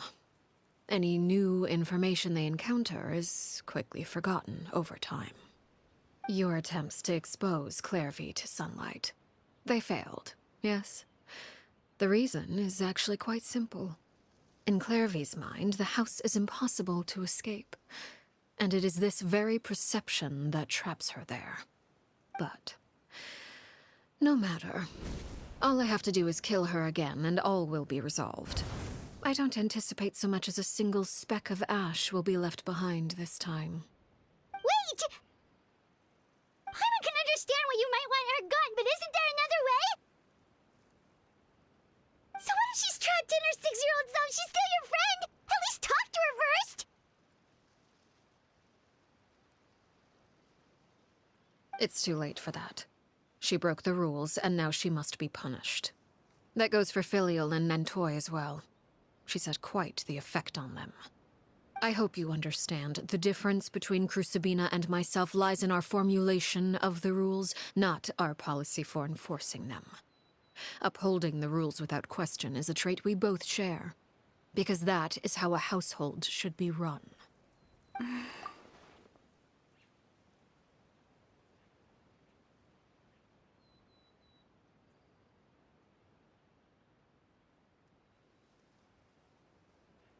Is this really what you want to do?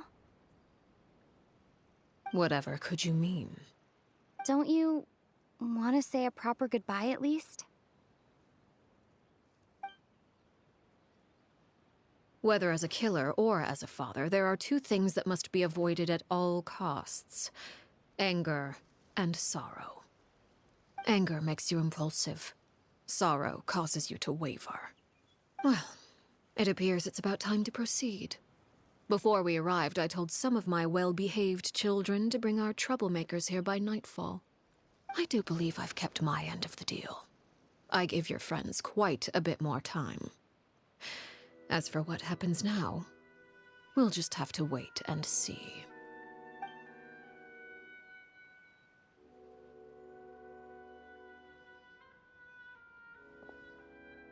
Here they are, Father. You gonna execute him? Seeing something like that would actually be a first for me. Lenny!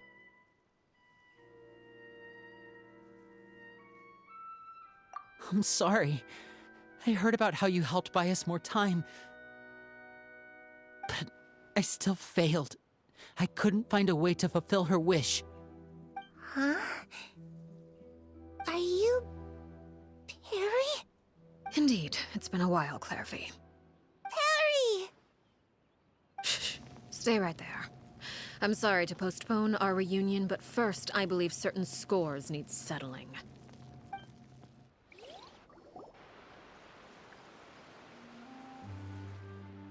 Father, let me explain. Out of my way. Father!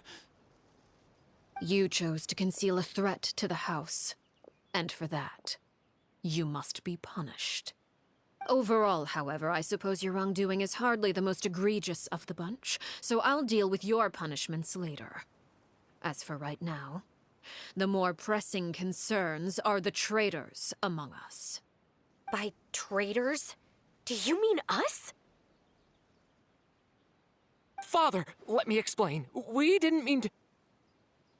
Fultz, why don't you share what you heard? Yes, Father. Secret Midnight Meeting number 3. Participants, Filial, Nantoi, Sato, Tadi. Nantoi clearly said, if only Father wasn't the one who took us in. Sato added, I'm sick of this life. I just want to live as a normal person. Filial was the worst of them all. She called us crazies and said a bunch of mean things about Father. I did not! You're lying! Fultz is trying to frame us. It's not like I'm the only one who heard those things. After that, you and Toddy and a bunch of other people started talking about Clairvy. You were using all those things Clairvy brought up as an excuse to question Father. We're birds locked in a cage. The only way out is to destroy it. That's what you said, wasn't it? You little... You just want me gone, don't you? What did I ever do to you, huh? And you, Sheplo, have you forgotten who stood by your sickbed, watched over you, and changed your dressings? Come on, let's hear it then. What's your reason for all this?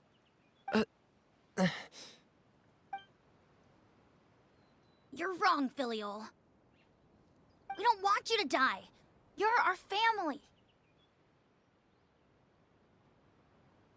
Liar. You wouldn't be doing this if that were the case. So why? Why have you backed us into a corner? We all live in the House of the Hearth. You know the type of work we do, Filial. A single betrayal can cost dozens of us our lives. It's not like it's never happened before. That kind of thing is hard to forget. That's why the House of the Hearth cannot tolerate any form of betrayal. Ever since we came to Poisson, you've had 7 secret meetings. A lot of the things you talked about really crossed the line. You've been spying on us for half a month? Wait a second. Now that I think about it, the move to Poisson was just a way to make it easier to spy on us, wasn't it? Because we were all in one place. You've had this planned all along. Filial, Nantoi, I'm sorry. I owe you both my life. I owe Clairvy too. If it weren't for all your help after I got poisoned, I wouldn't be standing here today. If this were any other situation, I would do anything to repay that kindness, even if it cost me my life. But rules are rules. I'm sorry. My hands are tied. Why? Why? That's enough, Filial. We made a mistake, and we should own up to it. We broke the rules, plain and simple. And now we have to face the consequences. I'm sorry, Sheplo. Fultz. I'm sorry, Father. We accept our punishment. Chapleau, according to the rules of the House of the Hearth, how should these traitors be punished? All those who betray the house pay with their lives. And so it shall be.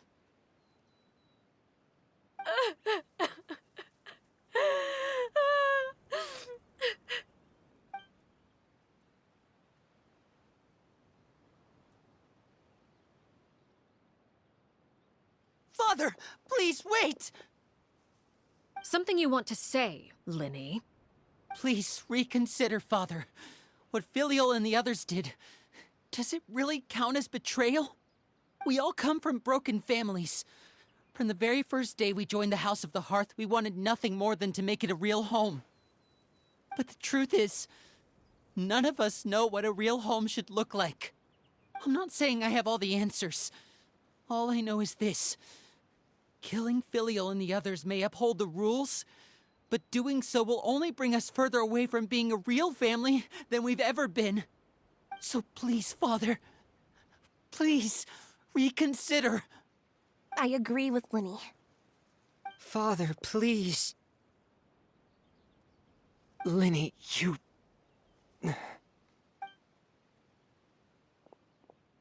I also agree with Linny.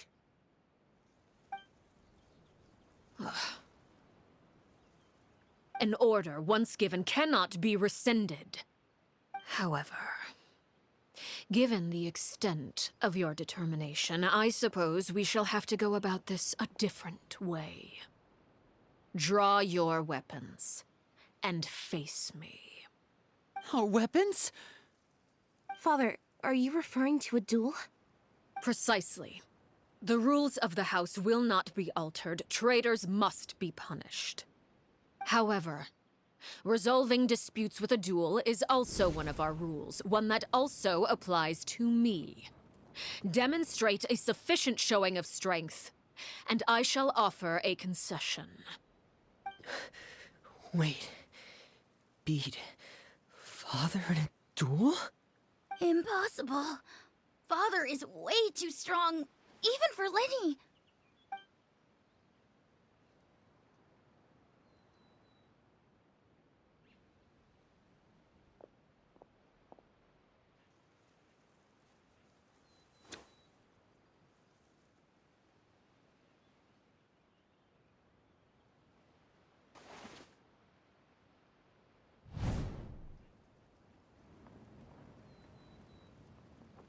Did you hear that, Traveler? Lenny and the others have to duel the knave. What should we do? Can they really win something like that? If they lose, those people from the house are really gonna be executed. Hey, are you listening?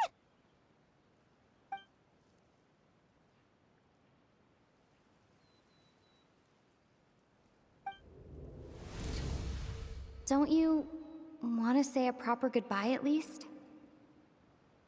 Anger makes you impulsive. Sorrow causes you to waver.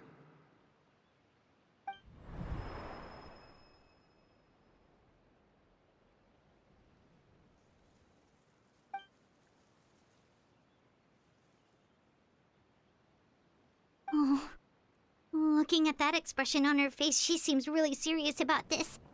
Guess that means there's no chance she's throwing the duel on purpose, huh?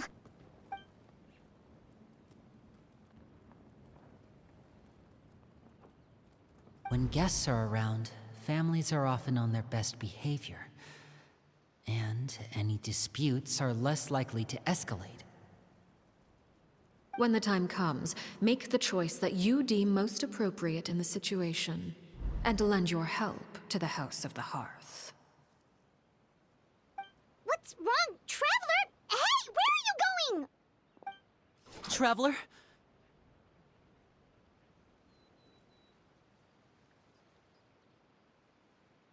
You're asking to join the duel against the knave?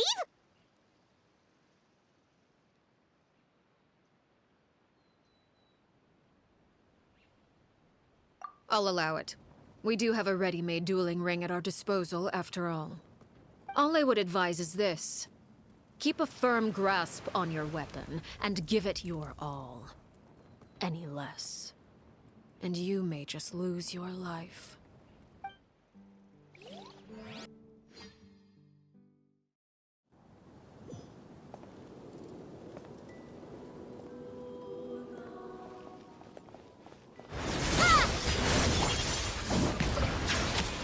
Is it my turn now?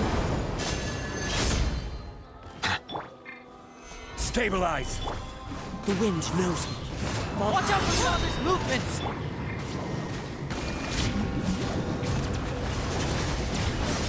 Now that's more like it.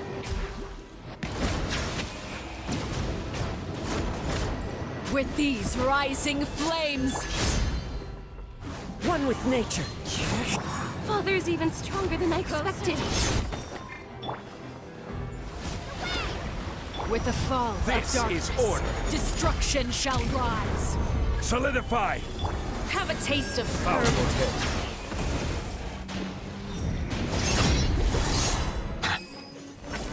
Look out!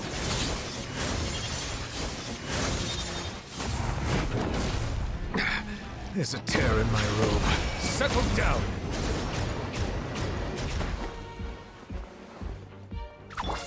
Into the wind! Spare your energy. Running is of little use. Watch out for Father's movements!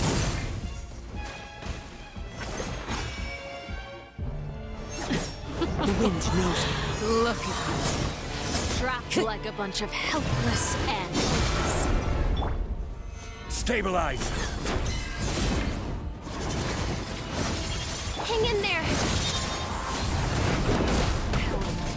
Clouds high. The birds... Water jet! Closer now. Huh. Let the mighty be humbled! Getting gear! How amusing. Not bad. You've proven to be a worthy opponent now. Stay focused! Wind strike! Spare your energy. Running is of little use. Into the wind! Now's our chance!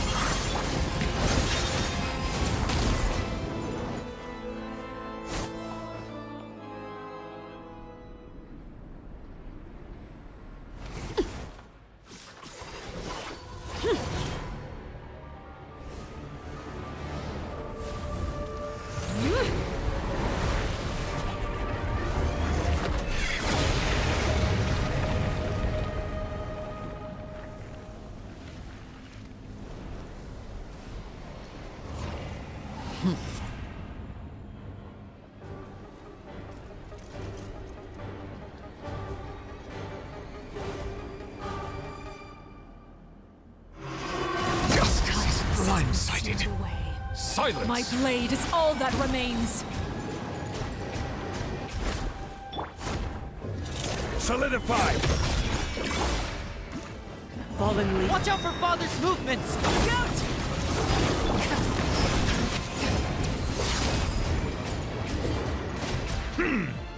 Be sanctified.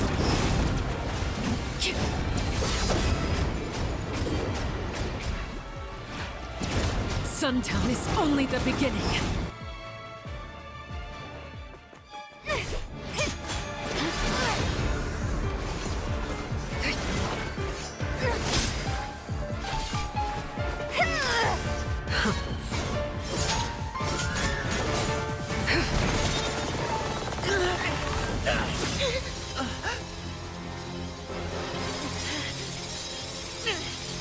You should know better than to crowd in one place.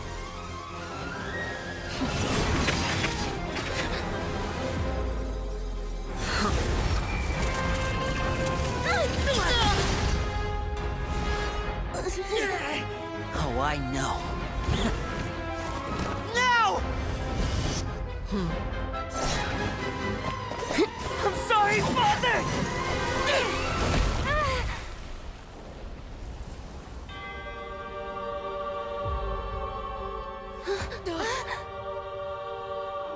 Sorry for what? This pitiful excuse for an attack.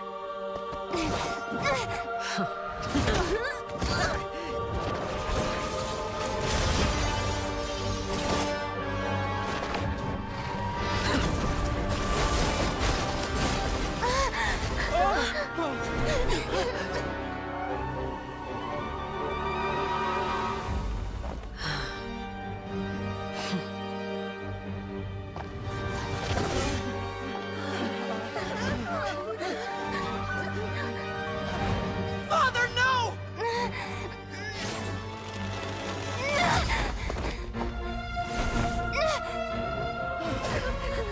Made it out, did you? You're stronger than I expected.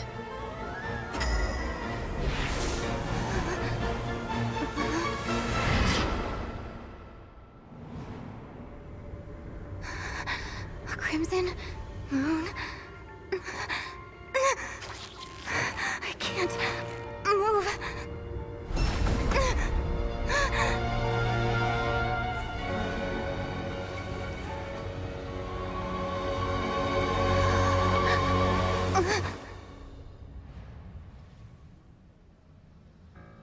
Still, not strong enough to beat me.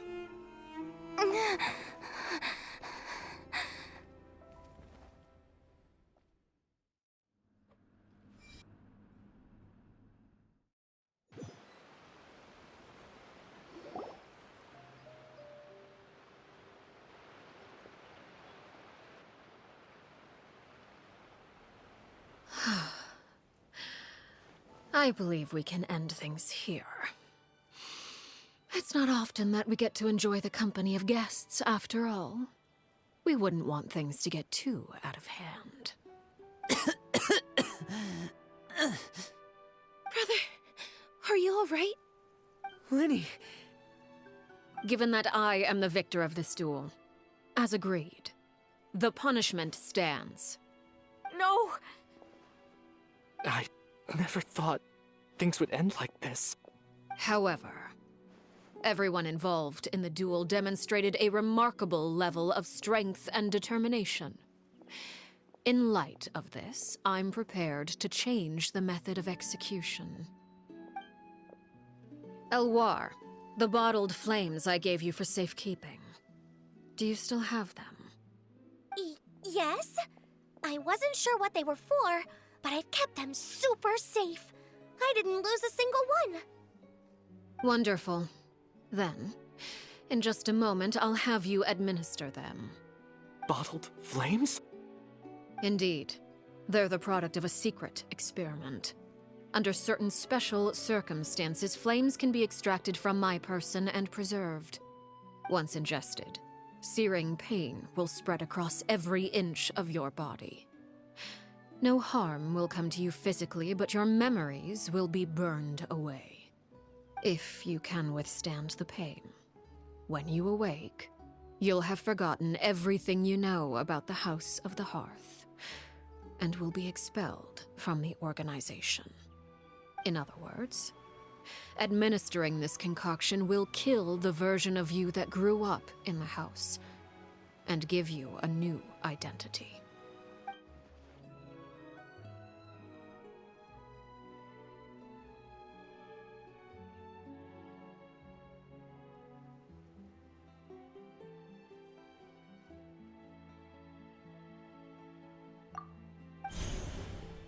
Memory is a mysterious thing indeed. Losing a portion of your memories will alter your sense of self.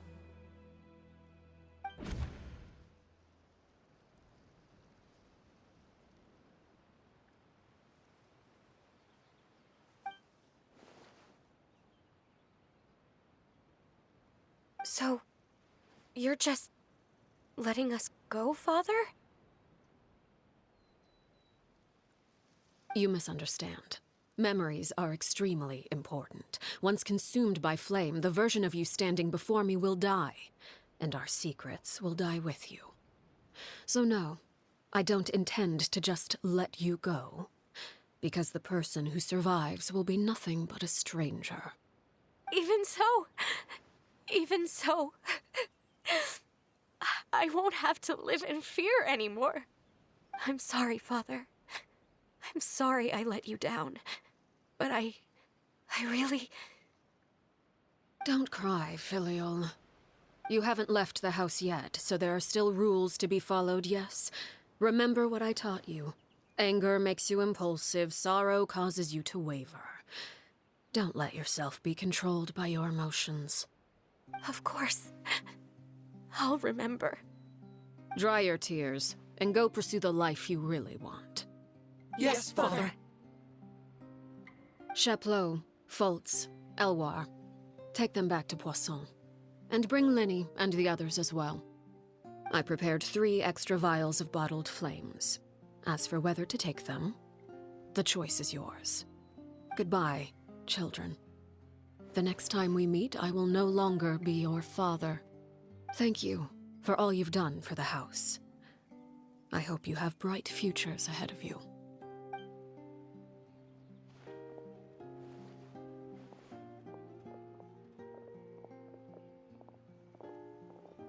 Father.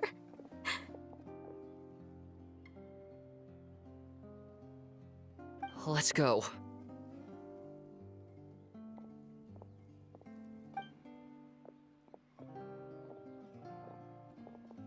Here, grab my arm, Linny. I'll help you walk back. Thank you.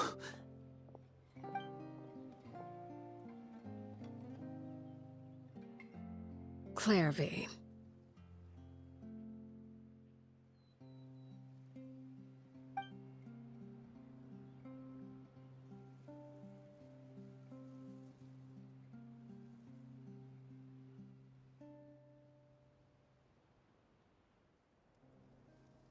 Can we talk now? I've been waiting for a super long time. You really are Perry, aren't you? I haven't seen you in so long. How come you're all grown up? Wait, did I somehow travel to the future on accident? Or am I dreaming? What a long dream. Neither. You died, Clairvy. That's what happened. You could have at least sugarcoated it a little. Look, she's that speechless. Oh. Okay then. Huh? That's it? You accepted it just like that? Yep. If that's what Perry says happened, then I believe her. Perry wouldn't lie to me. Plus, I don't really need to know why I'm like this. I'm more curious about what happens in the future. If you're a harbinger now, Perry, that means Mother is gone, isn't she? Can you tell me about it? I want to know what happened to her. And to me. You never stopped trying to defy fate. At first, no one believed you. You could only vent your frustrations to the moon. In fact, you often sought comfort in the night sky. You wanted to see the aurora, so one night we promised each other we would go to Snezhnaya to see it together. Later on, you tried to run away, but you were brought back each time. Mother spared your life, but it wasn't out of kindness. Instead, she decided to make an example of you by slowly torturing you over time. That way, the other children would know what happens to traitors. Still, you never gave up. Mother hoped that through ruthless duel after ruthless duel, she would be able to crown an ultimate victor among the children she raised. But you called on everyone to unite, to fight to a draw in order to reduce casualties. Your efforts may have only delayed the inevitable, but still. You gave them hope. You tried everything you could think of, but every attempt ended in failure. Still, you never turned your sword on Crucibina, and you never turned it on me. On that gloomy day, you told me, "For the last 16 years of my life, I've done everything I can to fight for freedom. But now, I realize that the only freedom I truly possess is the freedom to choose to die." I never imagined I would say something like that. I must have been feeling really worn down.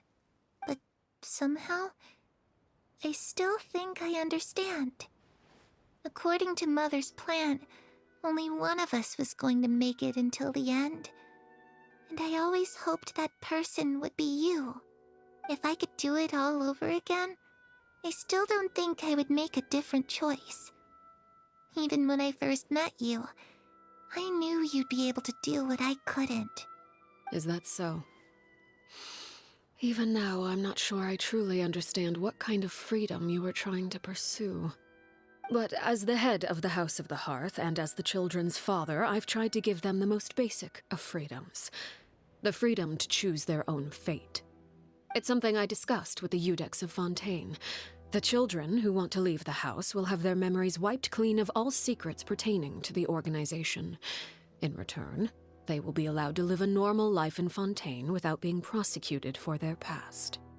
Of course, I won't simply hand freedom to them on a silver platter.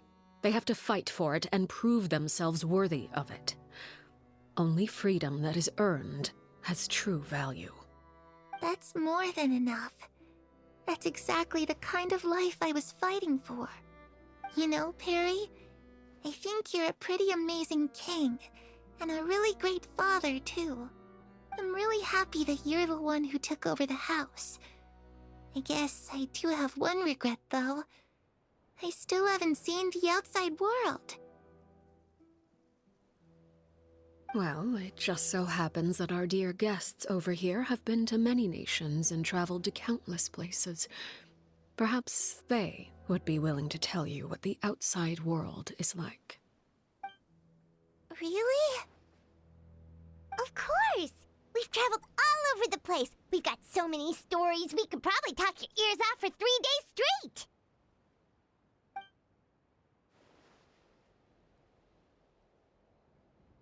You know, I used to dream of being a bard. Playing the lute while singing into the winds of freedom.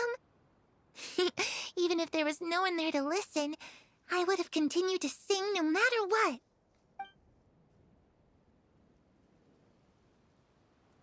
Ah, that's where Mora comes from. I never knew that before. If I had some Mora, I would buy 3 new dresses. One for me, one for Perry, and one for Mother. It's just too bad Perry doesn't like wearing dresses. And Mother, well, she probably wouldn't accept something like that either. I guess I'd just have to keep them all for me then. I could wear a different one every day. Those yokai you mentioned, what do they look like? I once saw a drawing of this one guy with horns on his head and a super scary face. Are there any yokai like that? Oh, sounds like you're talking about an Oni.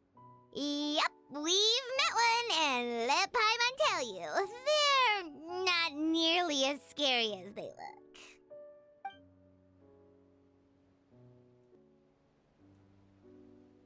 I was always too afraid to skip Mother's fighting lessons. But at the academia, I bet you could do all sorts of secret things in class. Things that have nothing to do with studying. I'm just kidding. Being able to study whatever you want without having to fear for your life actually sounds pretty great.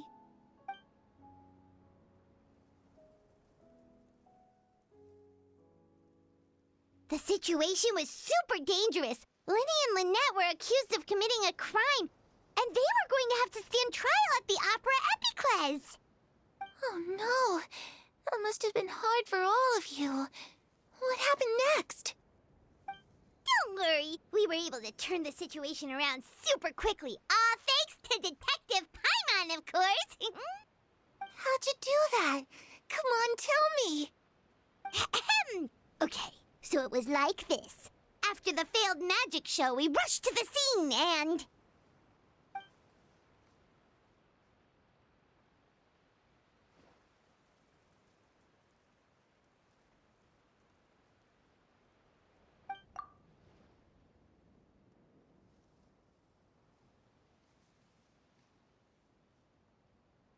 Shadows don't have the capacity to learn or grow. Any new information they encounter is quickly forgotten over time.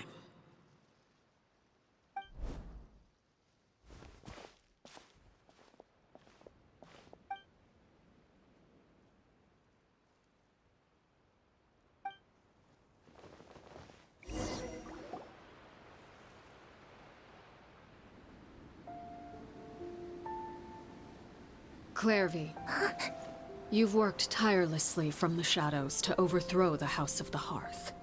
Now, by my authority as the Knave, I shall announce how this matter ends. You are hereby expelled from the House of the Hearth. You are no longer tied to this place, nor are you bound by its rules. You're saying that I can finally leave? I get to experience the outside world as well? Oh, I almost forgot. There's no getting older for me. Still, realizing who you grew up to be makes me really happy, Parallel. Take care of yourself. Goodbye. May we meet again someday.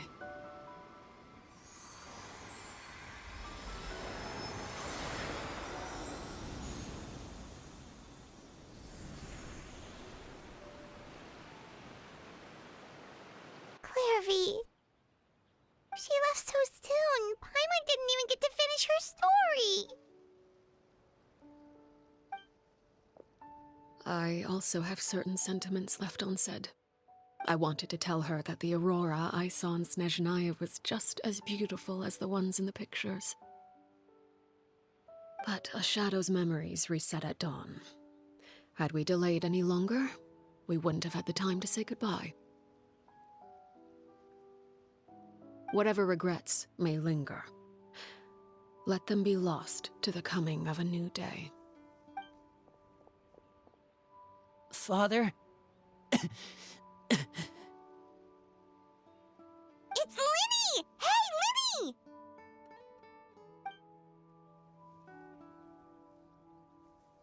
What is he doing back here? Let's go check it out.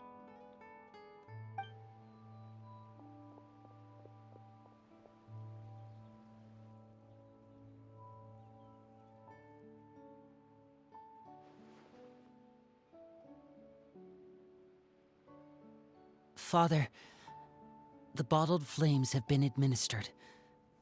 Filial and the others have left the house. And you? What have you decided? Thank you for giving us that choice, Father. But we never wanted to leave the house. It's the only home we've ever known. Lynette and Fremine feel the same way. They're recuperating back at the Hotel Bouffe d'été. But I decided to come back and tell you where we stood. I'm sure you're well aware of the expectations I have for you. I want you to follow in my footsteps and become the next king of the house.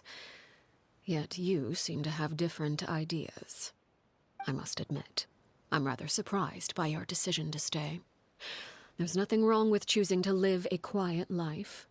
Leading this organization is a heavy responsibility, one not so easily carried by someone forced onto the throne. I just never understood what you saw in me. What made you believe I was deserving of that throne?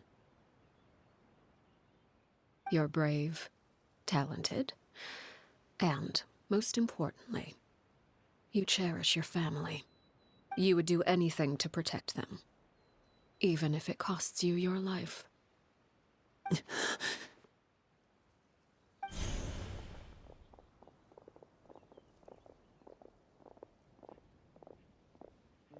Speaking up back there was so brave of you, Lyney. It's all thanks to you that we were able to convince Father to back down. You're a hero, Lyney. Hero? Father is the real hero. Had Father gone all out during the duel, there's no way I would have walked away with my life. She must have had it all planned from the beginning, from the very moment she suggested a duel. I'm not deserving of that title. I'm not strong enough or smart enough. You're wrong. In my opinion, all you need to be deserving of the throne is conviction and the necessary strength to act on it. We may have different ideas of what it means to be a family, but you can hardly be said to lack conviction. What you truly lack is strength. For someone of your talent, though, that's something that will come with time. Even without that strength, you still chose to face me in a duel, even though the odds were stacked against you. That capacity to honor your convictions is what I truly see in you. Father. No one knows what the future holds, what tragedy or triumph may be in store. Being at the head of this organization requires the strength of will to face whatever comes. Caution will only hold you back.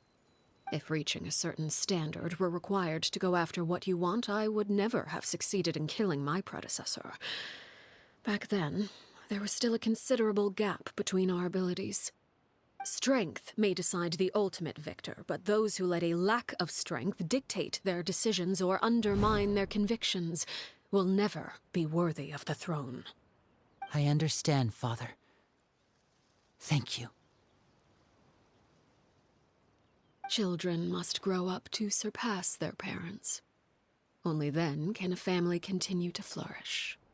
The road ahead is not an easy one, so I'll ask you one last time. Are you certain you want to stay? You've done so much for me, Father, and that kindness must be repaid. Plus, with Project Stuja at hand, there are many dangers ahead, and I, for one, don't intend to back down. Protecting my family at all costs. That's my conviction. Then you're welcome to stay. As for Project Stuja, you need not be too concerned. If those cowardly businessmen and heartless dignitaries try to take us down, I'm prepared to teach them a lesson. Having members who longed for the light was our organization's last weakness.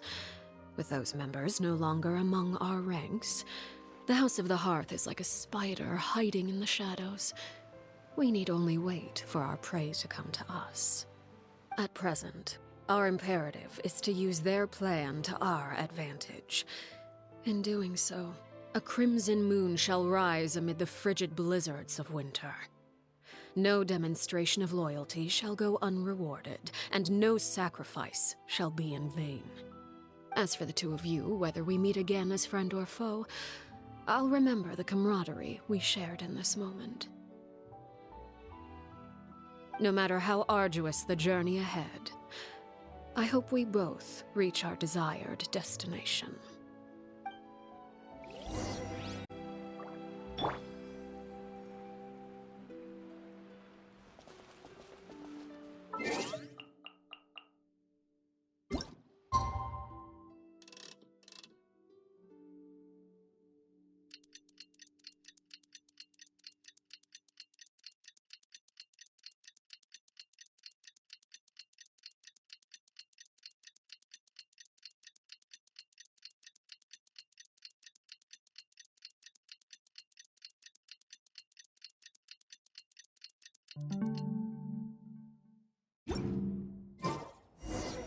Didn't Linny say that Lynette and Fremine were recovering at the Hotel Bouffe d'été?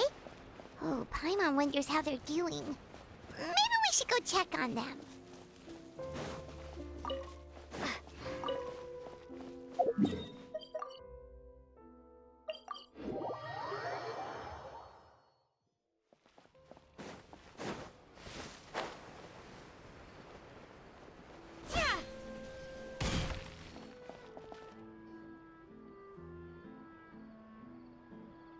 Lynette? Fremine? How are you feeling? Much better. Whew, what a relief! What about you? Are you feeling all right? I knew you'd come out unscathed. Us, on the other hand, well, we've been bedridden for 2 days. I couldn't even turn over. Oh, and I wanted to ask, is Clairvy gone? Linny and the other members have left Poisson and returned to the House of the Hearth. According to him, there haven't been any more sightings of a spirit roaming the house. I see. I'm glad. Father came to check up on us 2 days ago and told us about what happened with Crusabina and Clairvy. Actually, I've met Crusabina before.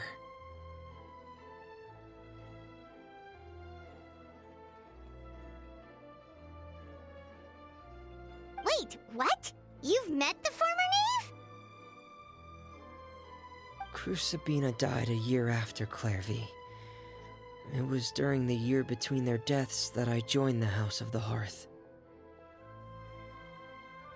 Crusabina had an extremely cruel and radical way of doing things.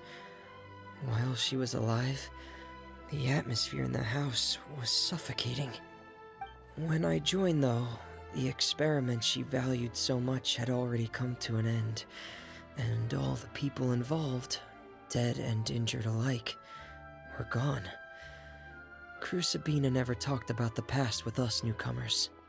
A couple of months after I joined, Father killed Crucibina and burned all her files.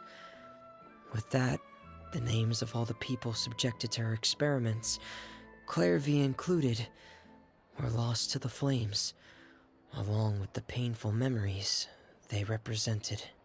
Father took in Lenny and me a couple months after that, but she never mentioned anything about Crucibina or Clairvy. It really seems like something she was planning to keep to herself. The last time you talked to her, did she mention why she kept it a secret for so long? She said she didn't want us to be affected by the darkness of the past. She was worried we'd develop a false sense of gratitude towards her if we knew about it. The foundation of a family should be free of any corrupting influence. Whatever happened in the past, it has nothing to do with who we are now. And that's what Father told us in the end. But I still thanked her for everything. It was only after hearing about what Crucibina did that I finally realized how insignificant our lives could have been. The members of the house meant nothing to her. To say that she valued them in any way, even just as a tool, would probably be giving her too much credit. If Father hadn't taken over the House of the Hearth, I probably would have already... Father rarely brings up the fact that she saved us. She doesn't believe that being indebted to her should be what ties us together. But even if we didn't owe her anything, we would still choose to stay. Because this is our home. We may have arguments or times when we feel wronged. Some people may even choose to leave. But as long as Father is here, we will always have a home. Whether the path before us is bathed in sunlight or shrouded in shadow, we'll follow Father wherever she chooses to go.